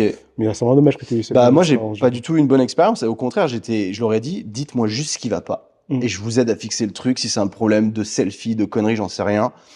Je vous montre tout ce que vous voulez que je vous montre, mais laissez-moi avoir un compte. Et non. Dommage. Mais vraiment incompréhensible. J'ai contacté plein de gens, et plein de gens qui me disaient, ouais, c'est une connerie. Enfin, quand je dis plein de gens, c'est des gens du staff de Revolut qui me disaient, ah, t'inquiète, je vais t'aider, ça va se débloquer en 2 secondes, ça doit être un bug. Aucun a été en mesure de me débloquer la situation. C'est une folie. C'est une folie. Tu vois, vraiment, je suis abasourdi. Vraiment, je comprends pas. Et j'ai des potes qui voyagent, tout ça, qui me disent, ah, j'ai un compte Revolut, c'est cool et tout. Je dis, bah, moi, je peux pas. Et je suis hyper frustré parce que j'ai l'impression, tu sais, que je passe pour un mec qui a, tu sais, je suis banni, genre, de Revolut, et genre, mais qu'est-ce que j'ai fait? Et j'ai jamais rien fait. C'est ça qui est fou. Et c'est dommage parce que je trouve que l'équivalent le plus proche, c'est Wise.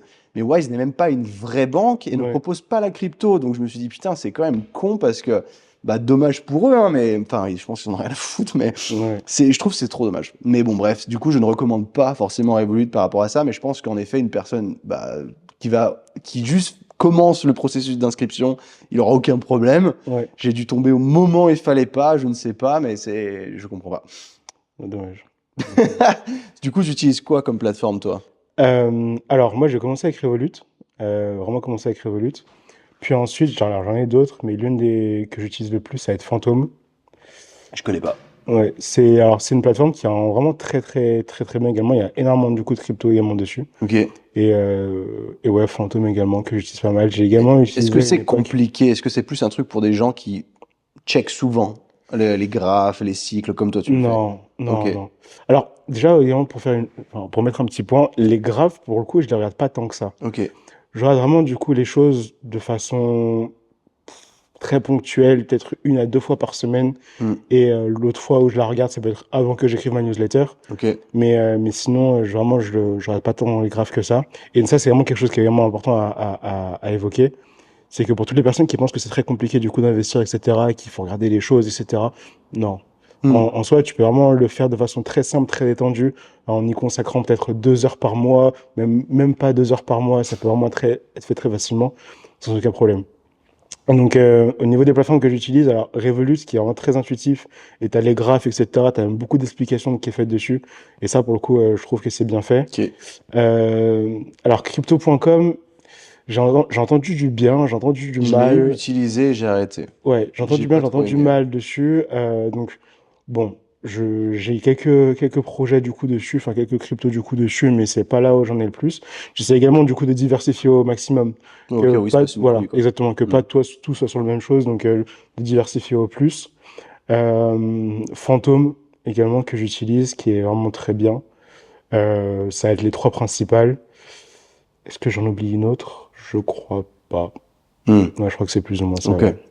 Très simple. D'ailleurs, les gens qui savent pas comment investir, entre guillemets, aujourd'hui, t'as même pas besoin d'avoir des manipulations compliquées. C'est une fois que tu es sur l'application, tu peux payer que ta CB. Hein. En Apple Pay, tu peux transférer 100 € par exemple en Bitcoin ou quoi.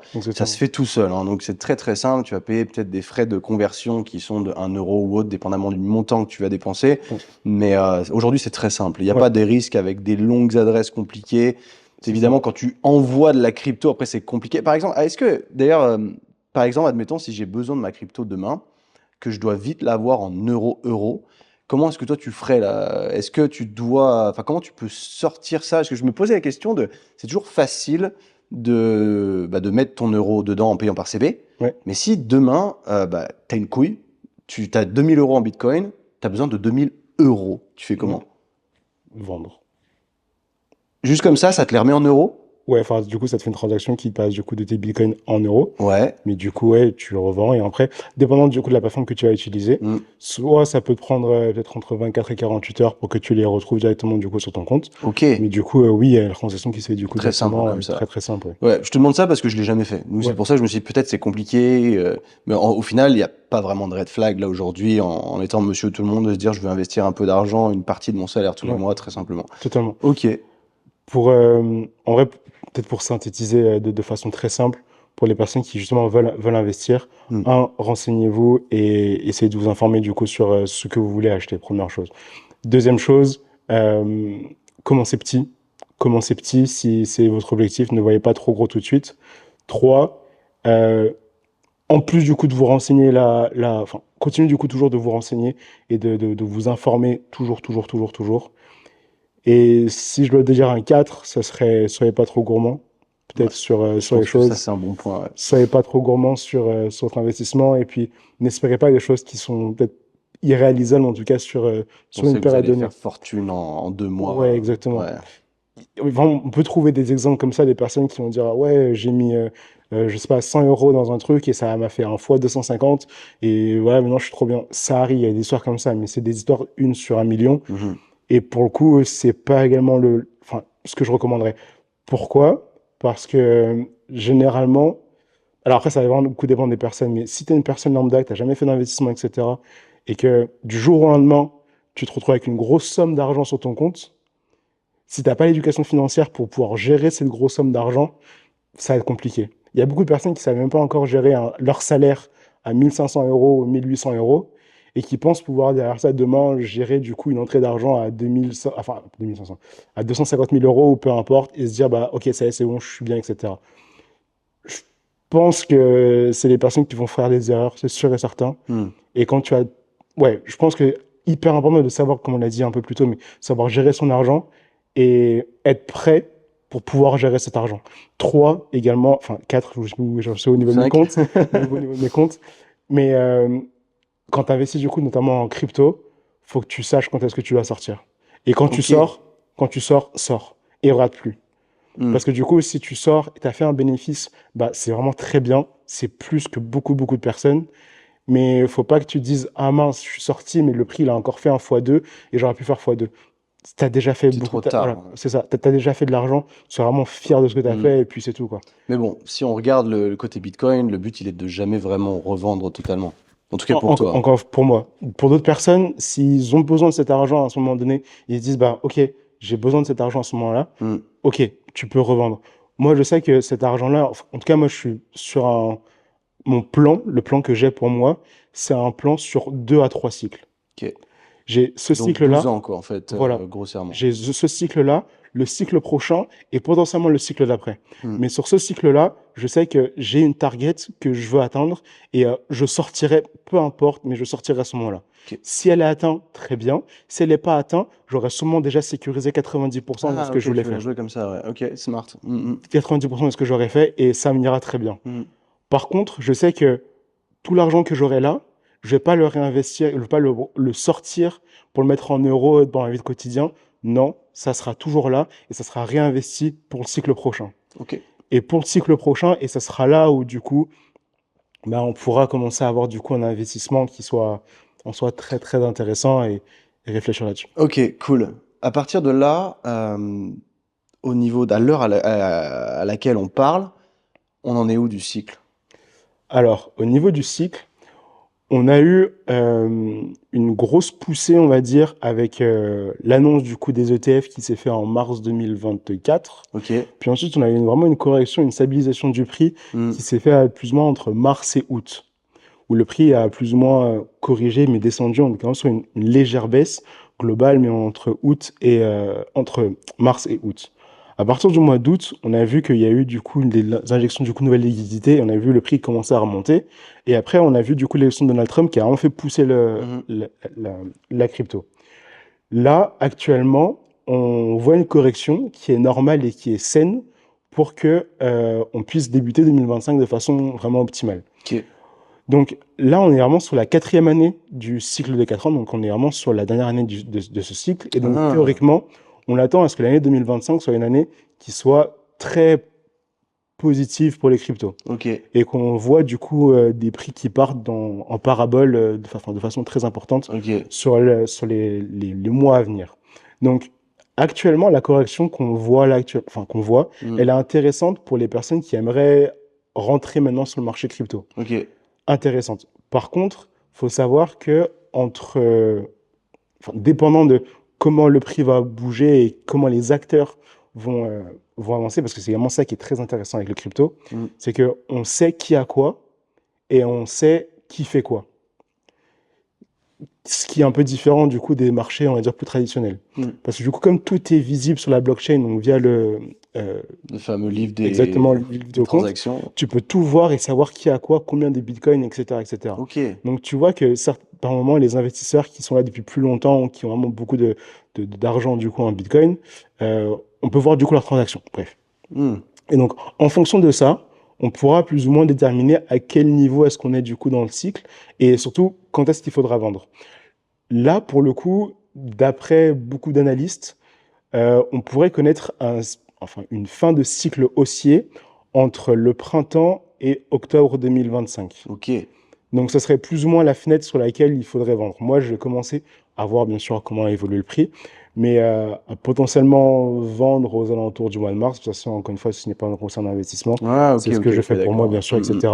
Mais en tout cas, voilà, c'est plus ou moins ça. Donc, on est vraiment au tout début d'une poussée de prix qui pourrait être intéressante. Bien sûr, qui n'est pas garantie à 100%, encore une fois, mais en tout cas, c'est ce qu'on attend. Et il y a beaucoup d'indicateurs qui qui montrent que ça pourrait arriver, en tout cas, sur les prochains. Donc, je peux la jouer de sorte que, tu veux acheter à un certain moment, tu veux revendre à un autre moment. Ou alors, je prends mon exemple où je veux pas regarder, c'est ça. Je vends jamais. C'est ça. Que ça monte, ça descende, je sais que c'est haussier globalement, donc je garde. Tu peux aussi la jouer comme ça. Je pense que c'est très simple de faire comme ça, sinon sans trop se prendre la tête. Totalement. Et trop prendre de risques. Ok, cool. Totalement. Bon, c'était pas mal. C'est cool. Merci beaucoup, Charlie, d'avoir Merci à toi. Intervenu sur le podcast. C'était ton premier podcast en français, là, ou t'avais déjà fait ça? Mon premier podcast en français. Non, j'avais déjà fait des podcasts à l'époque, mais pour vraiment totalement autre chose. Okay. Je sais même pas s'ils sont encore disponibles sur Spotify. Il faudrait peut-être que je les regarde, etc. Et bref, autre chose. Mais en tout cas, c'est la première fois que j'étais invité sur un podcast. Et du coup, c'est très, très sympa. Et merci à toi pour la plateforme. Avec plaisir. Ceux qui veulent te retrouver, bon, ton contenu, tu m'as dit que c'était quand même majoritairement en espagnol. C'est ça. Majoritairement. S'il y a des questions, tu réponds en français en DM, quoi. Bien sûr, sans aucun problème. Donc, du coup, c'est mon nom, prénom. Donc, charles-henri.mabita sur Instagram. Moi, je mettrai en description. Voilà. Et puis, la newsletter. Alors, la newsletter qui peut être également traduite. Alors, il faudrait encore que je me renseigne là-dessus parce que je sais que j'ai de la belle famille. Donc, ma belle famille qui est en Hongrie, qui se sont abonnés à la newsletter. Ok. Et qui l'ont reçue directement en hongrois. Ok.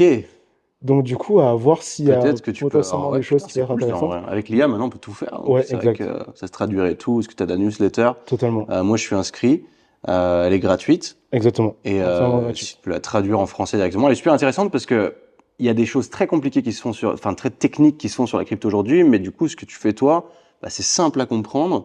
Et ça permet au monsieur tout le monde, comme moi, par exemple, de comprendre très simplement ce qui se passe en ce moment et de quoi décider de faire avec mon argent. Voilà. Bien sûr, c'est pas des conseils d'investissement, mais c'est en plus pour comprendre où est-ce qu'on en est et donner des informations qui soient assez simples à comprendre. Parfait. Trop cool. Merci beaucoup. Allez checker son compte si jamais ça vous intéresse d'en savoir un petit peu plus. J'espère que ce sujet vous aura ouvert, en tout cas, l'aspect investissement, parce qu'il n'y a pas. J'essaye à travers ce podcast de divulguer un maximum de messages qui peuvent aider globalement l'être humain, que ce soit sur le plan sportif ou là, en l'occurrence, aujourd'hui, c'était l'éducation financière. Je pense que c'est un point extrêmement important à aborder. Et il y a beaucoup à faire sur le sujet, tout en restant simple. Et j'espère que ça vous aura plu. Changer un peu d'habitude. Ça fait pas de mal. Ça fait longtemps que j'avais pas reposté de podcast. Je vais y arriver. Il faudrait que je m'y remette un petit peu. J'aime ça. C'est toujours cool. En tout cas, on se refera peut-être un autre épisode pour aller potentiellement, s'il y a des questions en plus, pourquoi pas. En tout cas, jusque-là, prenez soin de vous. Peace!